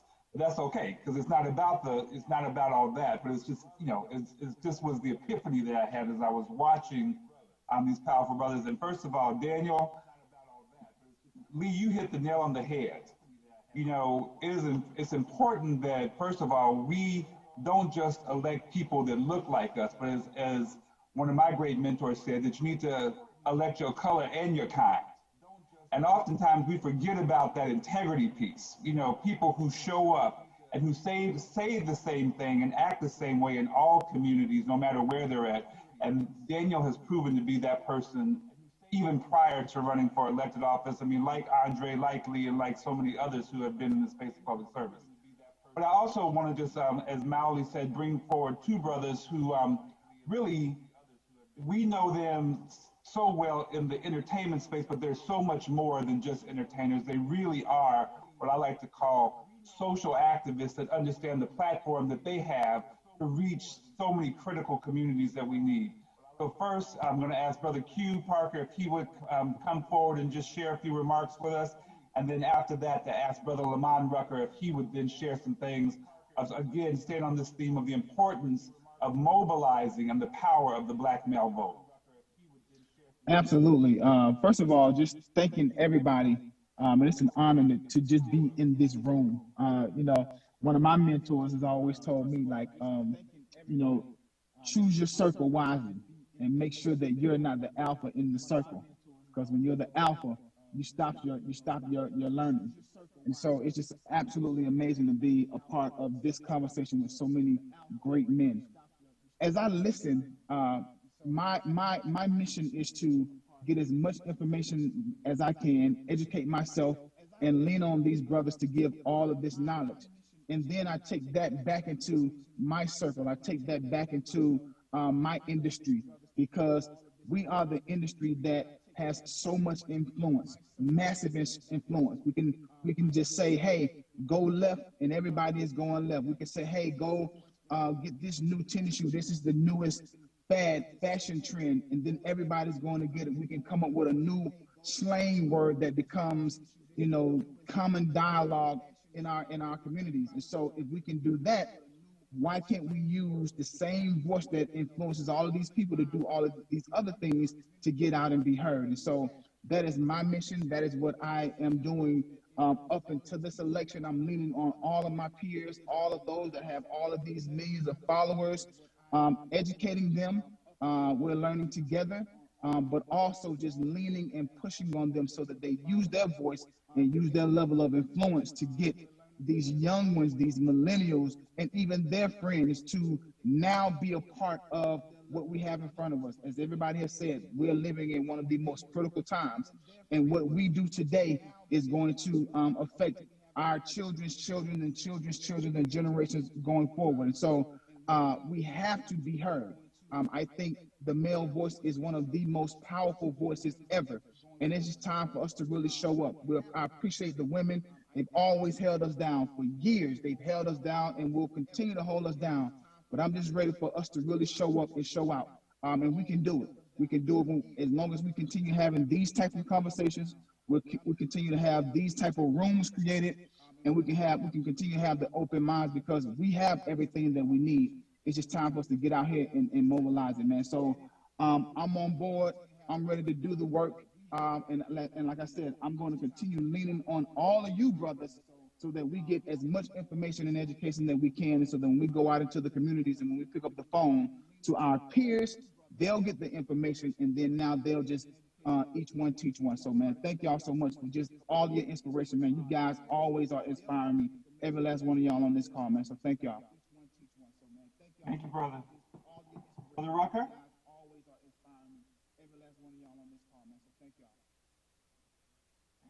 Lamont? There we go. Yes, sir. So what's good, gentlemen? Thanks, Samara, for bridging this gap for the day, man. And all the other cats on here that I already know. My man Q, caught Andre for a second, Jamal, Brother Steve. I'm sure there's a few other cats in here that I know from my time and commitment here in the Atlanta community, or that I've at least met out here, you know, as we get our hands dirty and do this kind of work together. So, yeah, man, I'm just encouraged to be here, man. Thanks for allowing me to just pop in and say what's up. I'm just coming to share some love more than anything, and really just kind of, I think what's important is just encouragement. You know, to some degree, talking amongst ourselves is singing to the choir. We're the men that already know better. We're the ones who already are out here doing, you know, doing the work. And I just want to encourage everybody to just continue to do the work, because this is often very thankless work. We're the men that, even Q and I, for example, that, or even those of you in public office or otherwise who are known to be, you know, those who do what you do. It's not about the attention, but we also know there's so many other men where, actually this is kind of to Amara's point, where are the cameras now? But the most important thing is for all of you, all of us, to continue to do this work, even when nobody's looking. It's absolutely imperative. You know, we've spoken, and, you know, people continue to verbalize, and there's a very dominant narrative of how impactful and how important our women are, in particular, our lovers and mothers and daughters and sisters and elders, but very little and very seldom is the Black man in particular valued in the same way with regard to our voices being heard. So a big part of that particular, you know, perspective is where me and my partners in LA started an organization called the Black Gents of Hollywood, which is now called the Black Gents. And that entire purpose is not to smother at all what our sisters are doing. If anything, is to align as Black men and build solidarity, lock arms so we can back them up, protect them, lift them up, and again, push forward the narrative that supports them. But there's really, unfortunately, not enough work, I believe, asset framing for Black men. Many of us, again, have tripped and fell, but at least had the support, access to opportunity, or at least were astute enough to pick ourselves back up and get ourselves back on track. But we all know we're still not perfect. We'll probably continue to make mistakes, but significantly fewer mistakes than one of our other brethren, because at least we've got each other, and because we're committed to work that has purpose and has impact. But the most important thing to do, I think, is for everybody to stay aligned, stay connected, continue to form coalition. As I've done, like I say, with my other brothers in the industry, forming the Black Gents, we really come to understand that really amplifying the Black male voice, understanding that we are an asset no matter where we are, no matter what we do. That is a false narrative that we are not present in the community, that we don't love each other, that we don't support and protect our women and children, that we aren't good fathers, that we aren't successful, we don't participate in elections and vote. Now, do we do as much of that as we should? Sometimes, of course not. Nobody does. These same issues and these same challenges exist in every single community. But I really want to encourage everybody to also reach out to so many more of the men who don't feel like they're included in the conversation, who don't feel like they're an asset, who don't understand how much their voice matters. And not just that it matters, but how.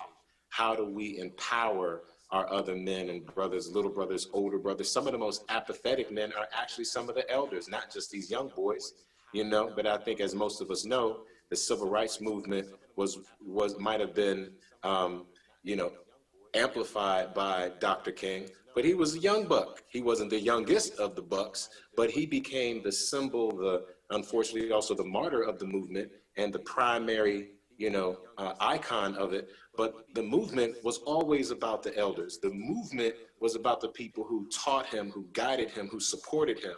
And then those who were also out there in the street and really, really made some of this social change work was the young people. It's the SCLC and as you all were talking about, our college youth and high school age kids. I mean, what we know about even some of the very small children that were integrating schools that impacted, we hear very little about Claudette Colvin, but we hear Rosa Parks' name all the time. We forget this little young lady was actually one of the first people to be in a position to say, no, I'm not, moving my seat. So it's like the young people who are really at the core of what really is going to make this country be shaped the way we need it to be shaped. But as the big bras, we got to really do our part to grab some of these young brothers by the hands sometimes, or wrap our arms around them, not necessarily always just get in their face, but more so listen, get them to understand their value, listen to their heart, understand what they need, understand what is really in the way of them getting to where they believe they need to go. The unfortunate thing is they don't have faith that they can get there.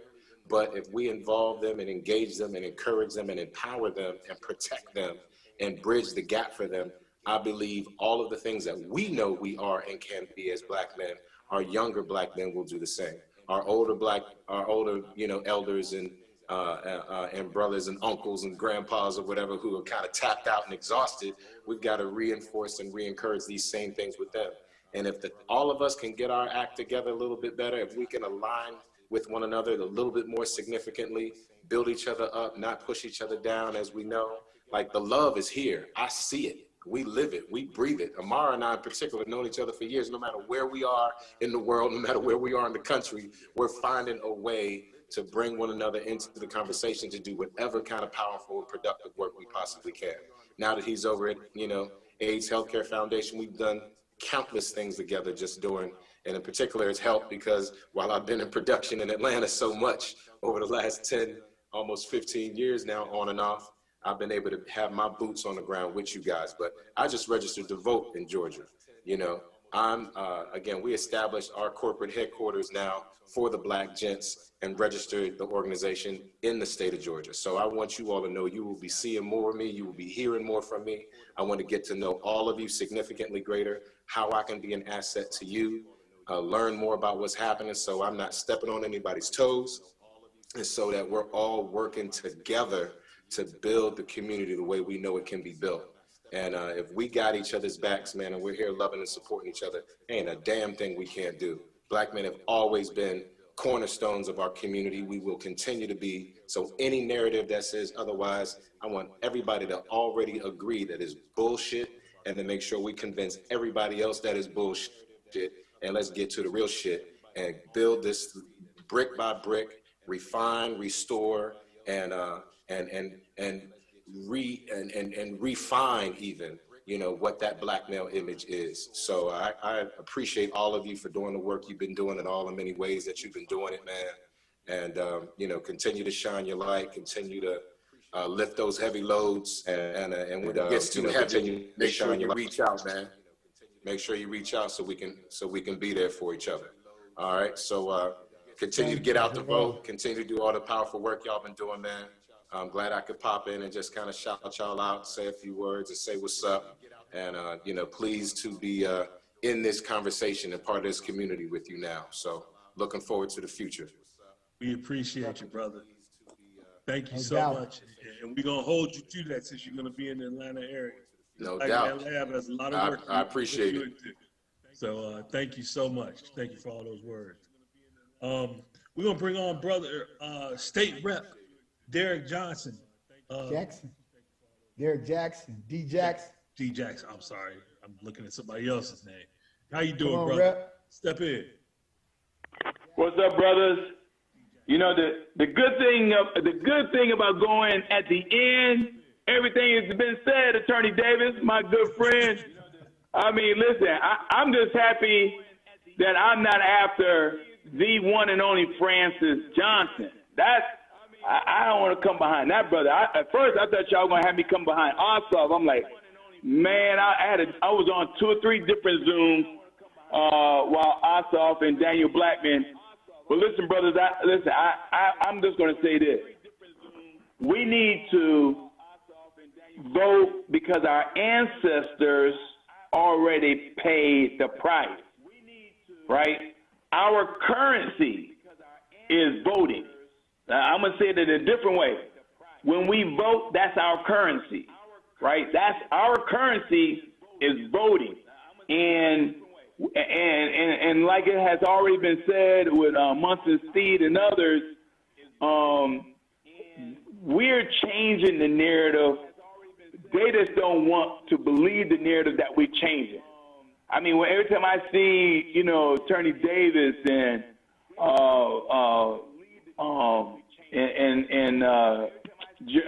Griggs, out there in the streets fighting a good fight in the courtroom, and Francis Johnson. I mean, and then Andre Dickens. I was with Andre Dickens last week on that D9 fundraiser. I mean, we are mobilizing. We're speaking out loud. We're speaking up. When we need to stand down, we stand down, sit down, and stand up. And so I really appreciate being on this call with you all, just telling everyone, just get out and vote, right? Ossoff, Warnock, Blackman, right? This is not hard. This is not hard. Ossoff, Warnock, Blackman. You mix it up. Blackman, Warnock, Ossoff. Those are only 3 names, right? We have to show up. They're pushing this narrative about the sisters strolling for a reason, brothers, because they think by using our queens, they can marginalize us. But they're using the same playbook that they've always used. So we hip to the game now. So all we got to do is tell them, listen, we're better than Trump. We're better than Trump. Our subject and verbs agree better than Trump. Our taxes, y'all see my taxes, right? So we can already take back a narrative when they keep talking this craziness, right? Talking about we're lazy and we're not showing up for our community and we're not in the household and all this. No, all we got to do is respond. We're better than Trump. This is not hard. We're better than Trump. We're more educated than he is. We can get in front of the television and say things more than just good and gooder, right? We ain't trying to violate the Constitution of the United States, right? This dude is doing some gangster stuff, but that's all right. Southern District of New York, they're waiting on him. Folks in Virginia, they're waiting on him. That's why he's losing his mind. So while they're focusing on Trump, let's focus on Warnock, Ossoff, and Blackman on January 5th. They continue to push this narrative that the last 16 years in Georgia, we don't show up for the runoffs. And that's probably, true, right? You look at the data, 7-8% turnout on runoffs. Okay.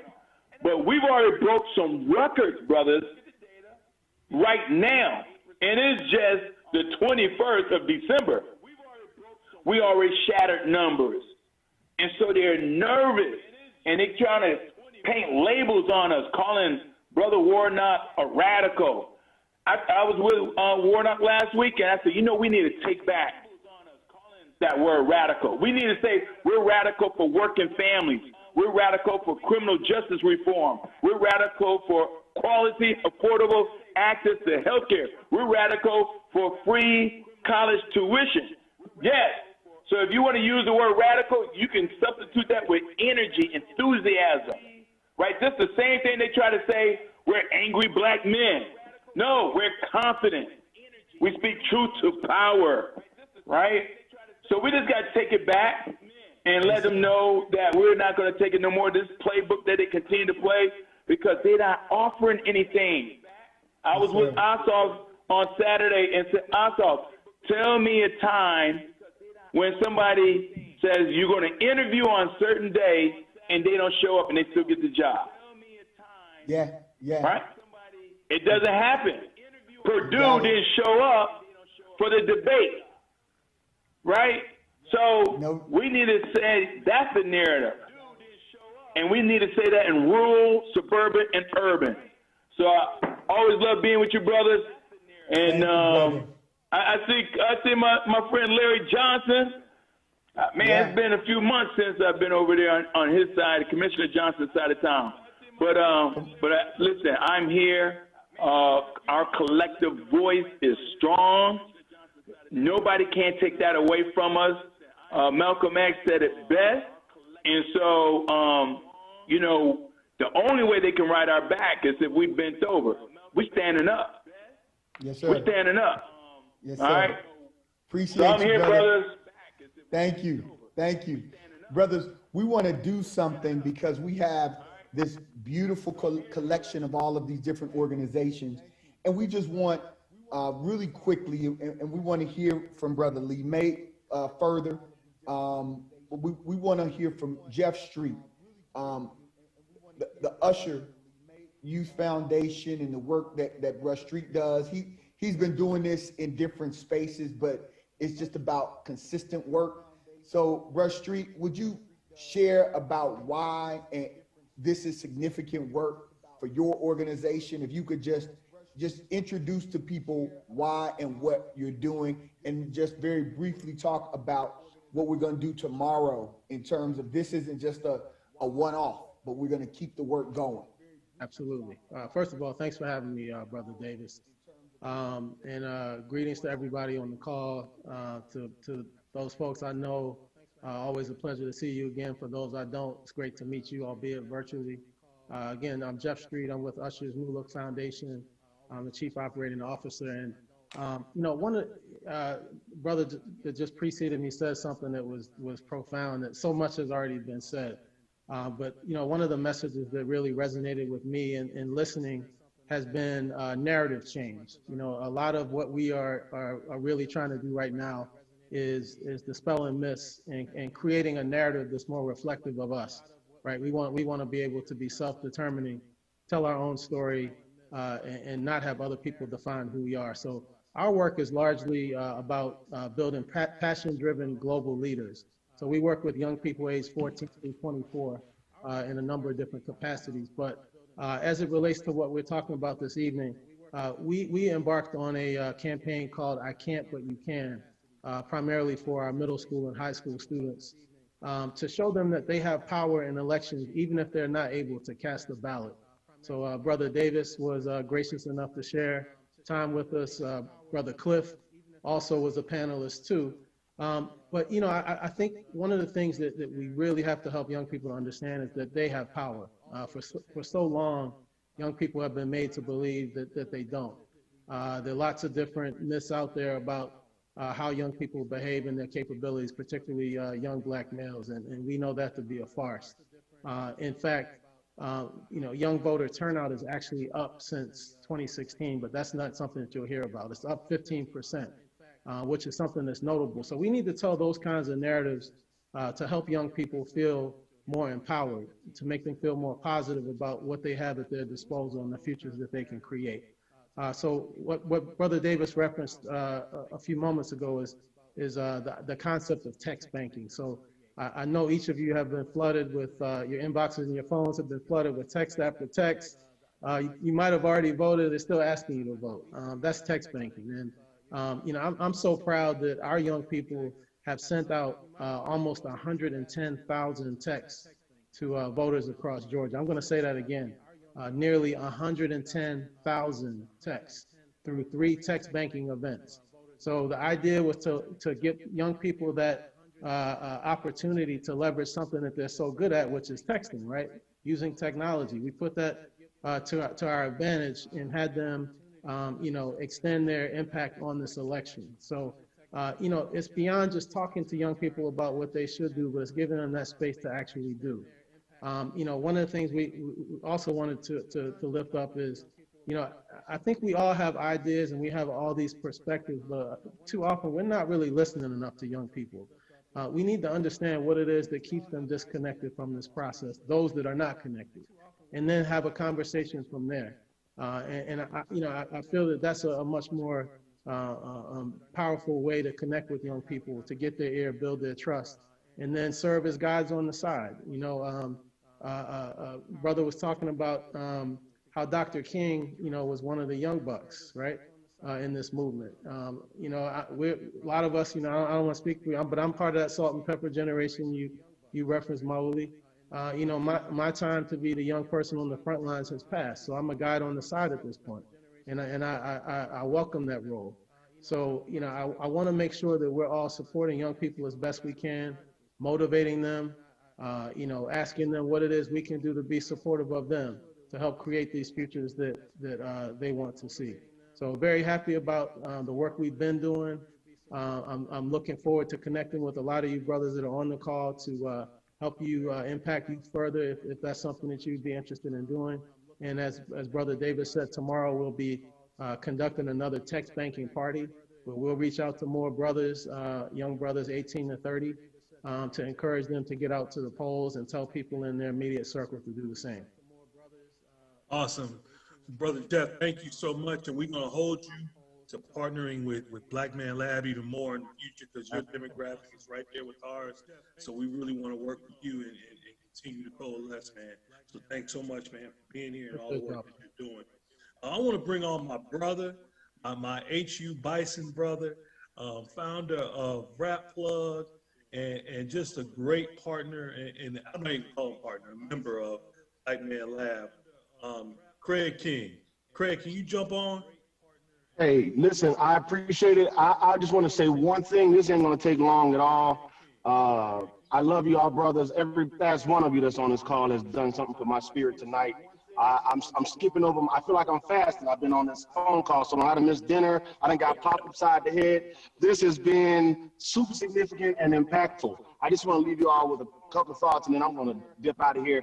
One, I want you to understand what Rap Plug is, man. I want people to understand Rap Plug is an opportunity. It's an opportunity for you to leverage your messaging through us. We did an event a couple of weeks ago with a good brother, DJ Scream. We had over 70,000 people watch. It was all online. We're doing an event tomorrow. I'm expecting at least 150,000 young people to watch.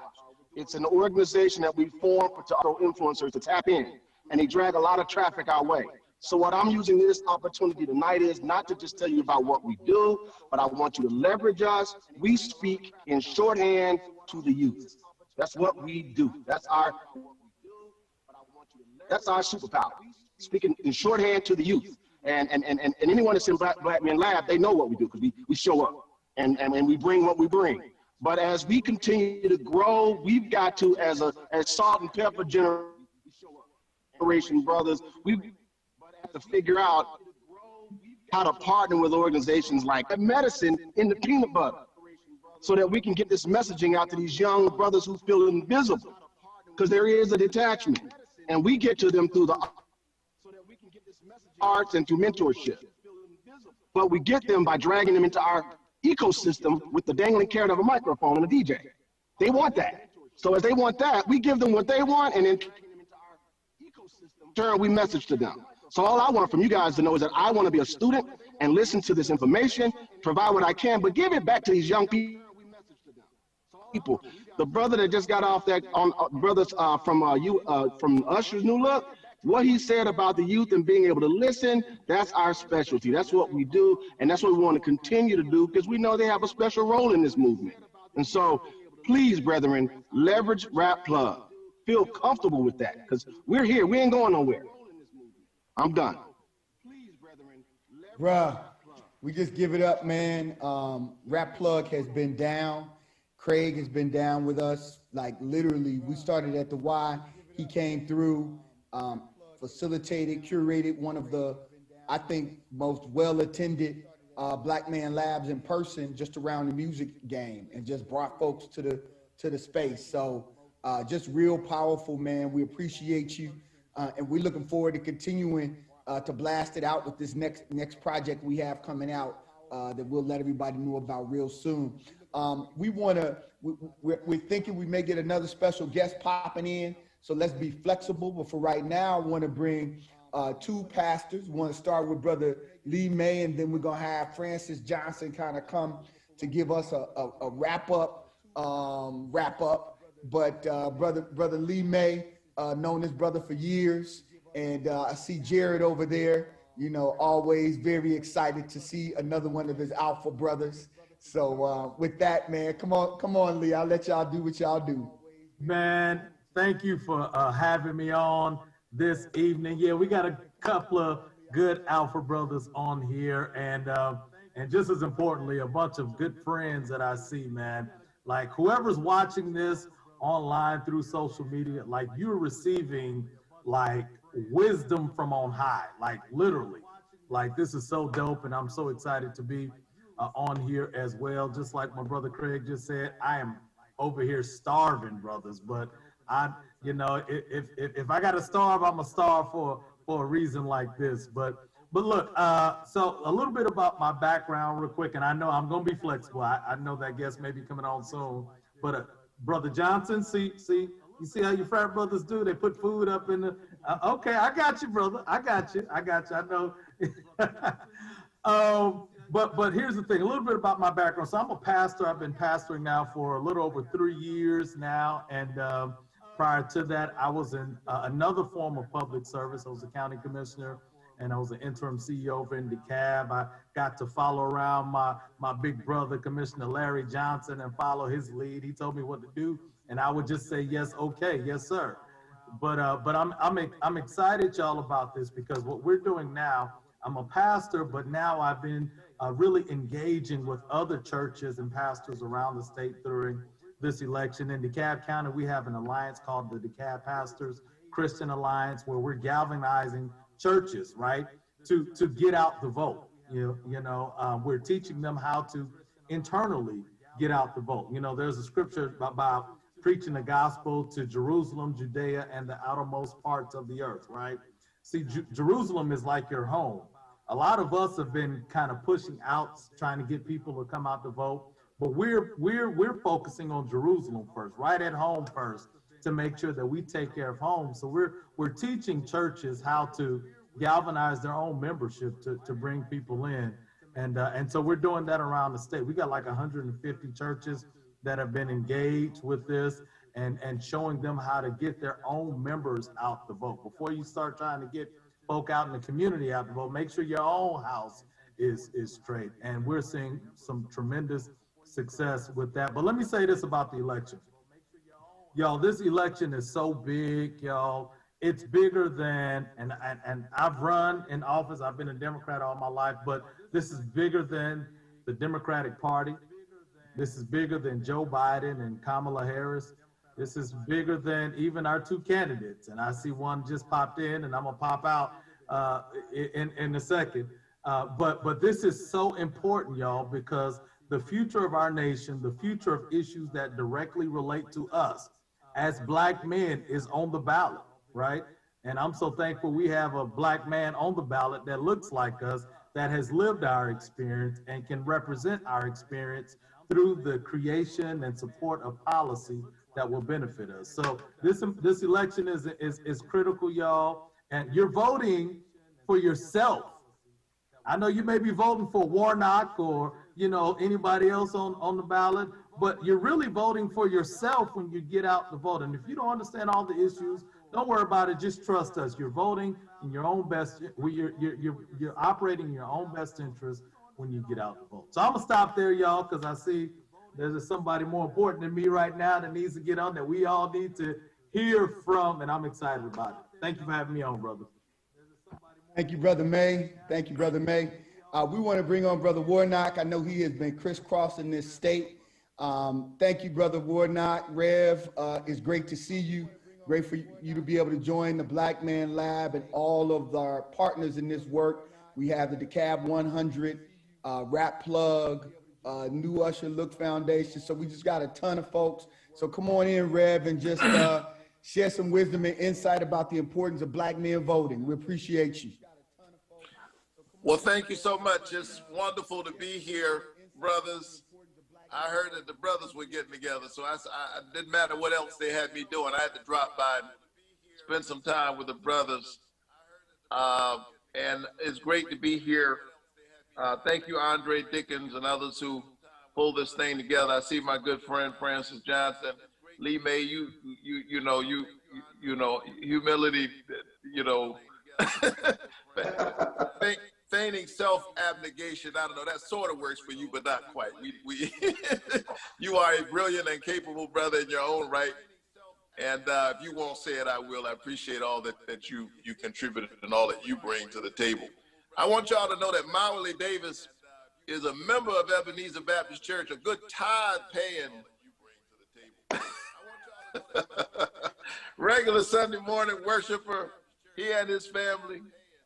And no, seriously, I'm grateful to him and his family. No, seriously, they're in church every week. And they're one of the folks that I miss seeing on Sunday mornings as we're worshiping now in a virtual space as we have been since March. I am an invisible man. No, I am not a spook like those that haunted Edgar Allan Poe, nor am I some famous Hollywood movie ectoplasm. I am a man of substance, of fiber, bones, and liquids. And I might even be said to possess a mind. I am invisible, you see, because the folks who see me refuse to see me. It is as if I've been surrounded by mirrors of hard, distorting glass. When they see me, they see figments of their imagination, anything, everything except me. You scream, you ache, with the hope that one day they might see you, and alas, it is seldom successful, said the novelist Ralph Ellison in his important work, Invisible Man. I'm grateful for all of you who walk in the same experience that I walk in every day, who know what it's like to assert one's personhood and one's manhood, and to love a country that hadn't always known how to quite love us back. Dr. King spent his last great crusade standing up for workers. And it's too often that workers, and so often that, you know, we've been at the front of that line. Workers are ignored. What they contribute is so much diminished and devalued, but God values workers. And if ever there is a time we are mindful of that, it ought to be at Advent. Because when the angels decided to announce that there was a big change in the atmosphere,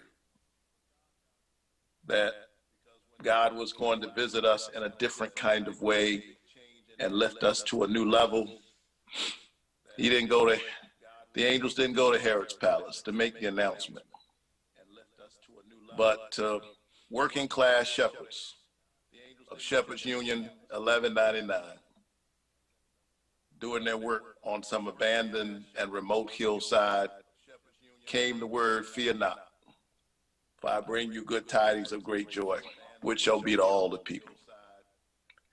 And so I hope that this campaign is good news for folk who are toiling and trying to make it, who are wrestling with the contradictions that we deal with even as we chase after our American ideal.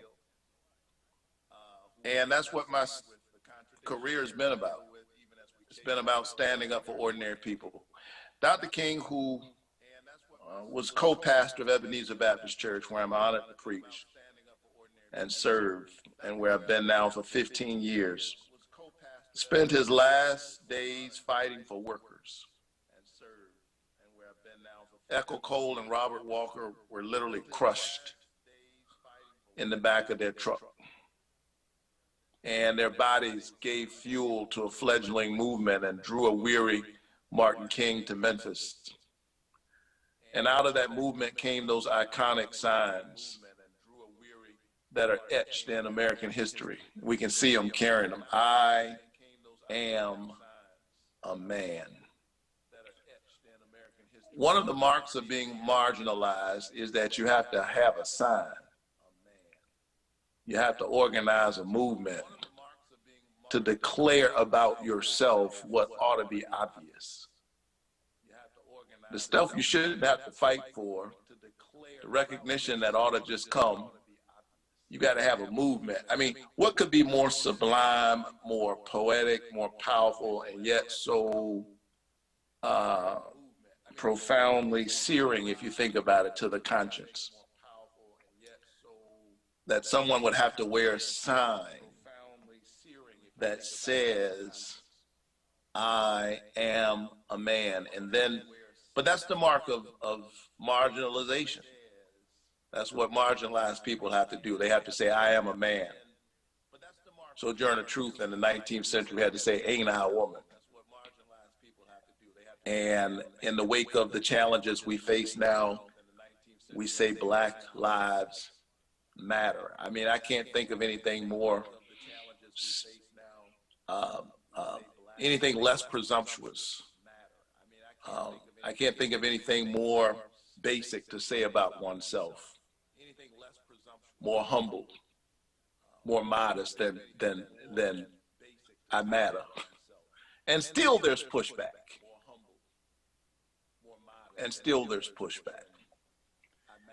And so know that as I am in this campaign and in this movement, that it is attached to that movement.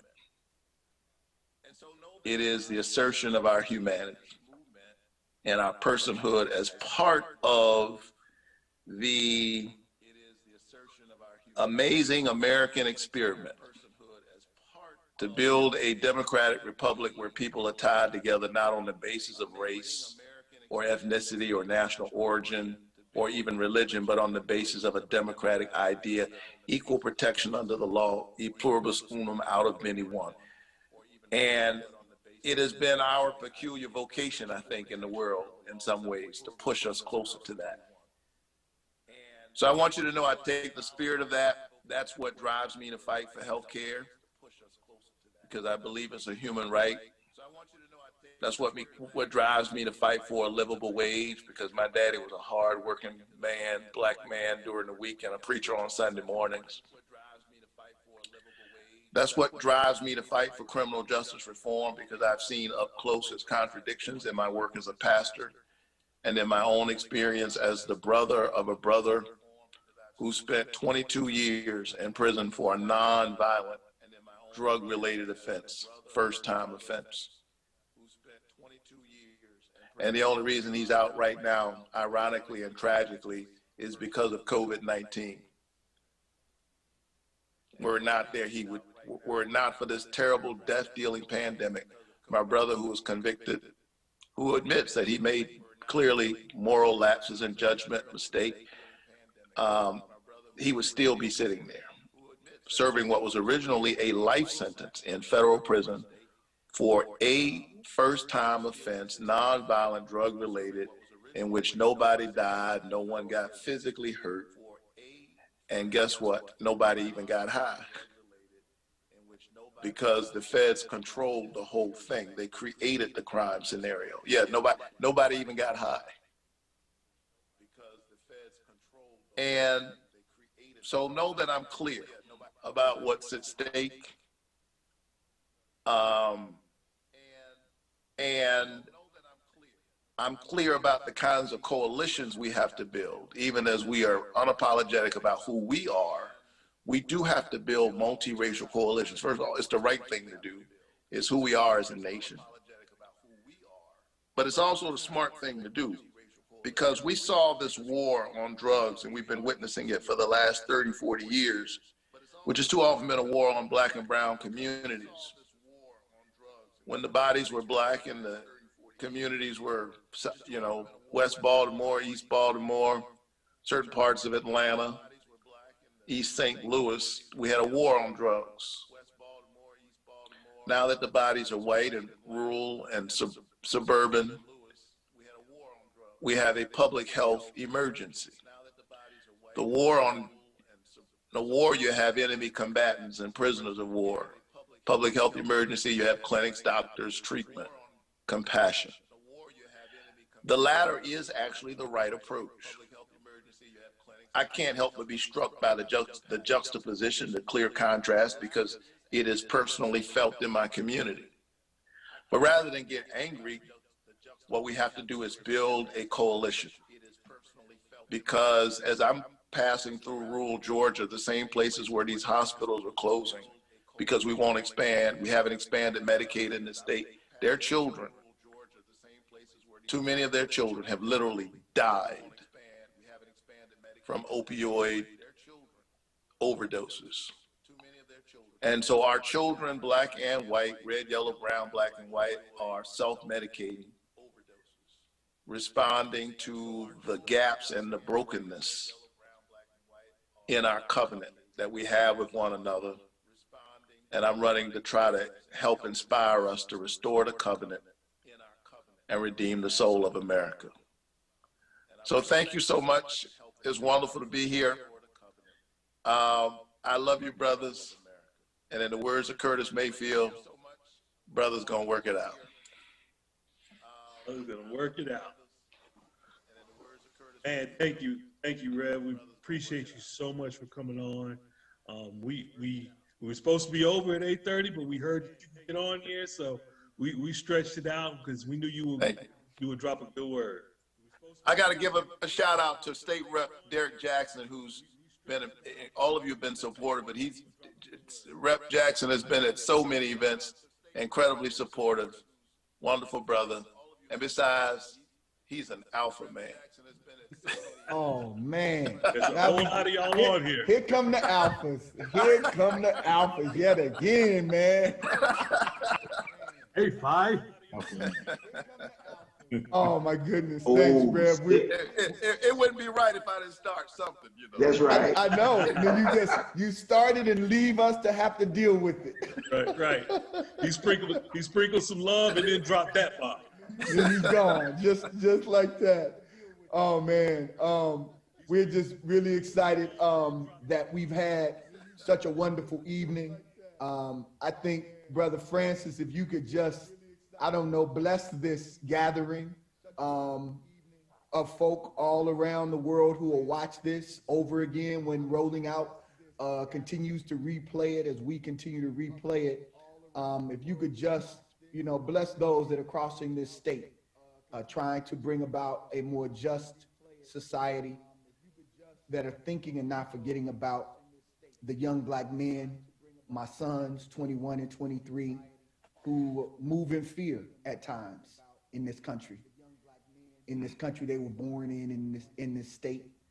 And so if you could give us something, Brother Johnson, to just let Reverend Warnock know, and Brother Ossoff and Blackman and all those who run for these positions know that they are covered as well. Well, I appreciate that, Brother Davis, and the Blackman Lab. It has been good for us to be here together, and I'm grateful for that. The fact of the matter is, you say this often, Brother Davis, as we look back at previous iterations of the struggle, we were right then and we are right now. We're on the right side of this thing, and we just have to see it through to the end. And it will get darker.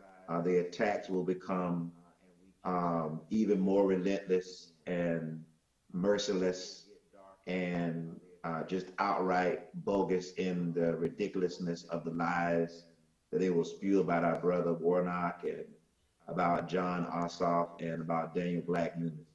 And it will get very dark before January 5th, just as it did in the Montgomery bus boycott. And we remember December 21st in our history is an important date because they said that was not possible either. And here we are, 64 years to the day, December 21st, 1956, those buses were integrated and they rolled towards a different future than they had ever been before. And so the collective work of people can change history.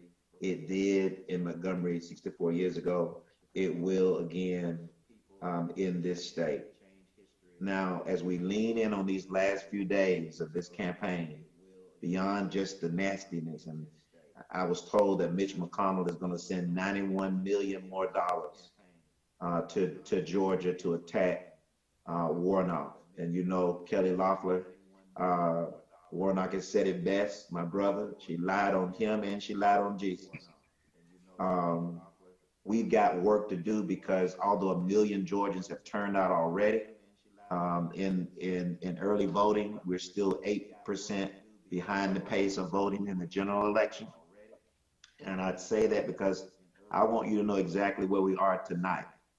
The numbers are in our favor. Our strategy of going across this state to rural areas and urban areas, to speaking to Black men as well as white men who've also seen politics fail their community, is paying dividends. But we cannot waste this moment. We cannot celebrate early. We have to make sure that we get off this call tonight. And if we haven't made the maximum contribution to Warnock's campaign, that we dig in. And I know you've raised a lot of money, more than any other Senate runoff in history, but you need it. I know you need it for the team, for Ossoff, for Blackman. Do that if we can. Secondly, we have to get off this phone and make sure that folks who have not put their vote in the bank do so before early voting concludes. Because the folks that are aligned against us stole us from Africa. You think they will not steal an election if they could? So let us do all we can to put as many votes in the ballot box ahead of time. And the third thing you can do is make sure that you shake the tree. We cannot leave a single brother on the sideline. We have to have everybody in this game and push it over the finish line. And I believe on January 5th, we will know what impossible looks like again. Folks always have told us, the invisible men on this call, what impossible is. We'll show them what impossible looks like when we send Raphael Warnock, our brother, our comrade, our friend, the United States Senate to help redeem the soul of this country. And we send Jon Ossoff there to take control of the United States Senate and give Joe Biden and Vice President Kamala Harris a mandate to move this country forward. And so if we do this, I know that we can do this. It will all depend on what we do when we get off this call tonight. Brothers, we close by linking arms. If you could, take yourself off of mute and let us link arms. This is our tradition in Black Man Lab. And when we're in person, and I know that it will be a welcome day when we can go back to the Andrew and Walter Young YMCA and be in person, and we link arms, and we repeat this mantra that was given to us by Injiri Alghani, a Queen Mother who just stood with us. And it's very simple. I am a link in this chain. I am a link in this chain. And it won't break here. And it won't break here. I am a link in this chain. I am a link in this chain. And it won't break here. And it will not break here. We are links in this chain. We are links in this chain. And we won't break here. And we won't break here. I say. Thank you all so much. Blessings, brother. So much for joining the Black Man Lab. Thank you all for your work that you're doing in the community. We will continue to push, and we're going to get where we need to be, folks, as Black men. That's for damn sure. So thank you again, and we're going to charge y'all with, we can be back in person together. We want everybody to be in the Black Man Lab space. So thank y'all so much. Black man can. Yes, sir. Right. Thank you, brothers. All right, take care, brothers. Friends, brothers. Thank y'all so much. Peace.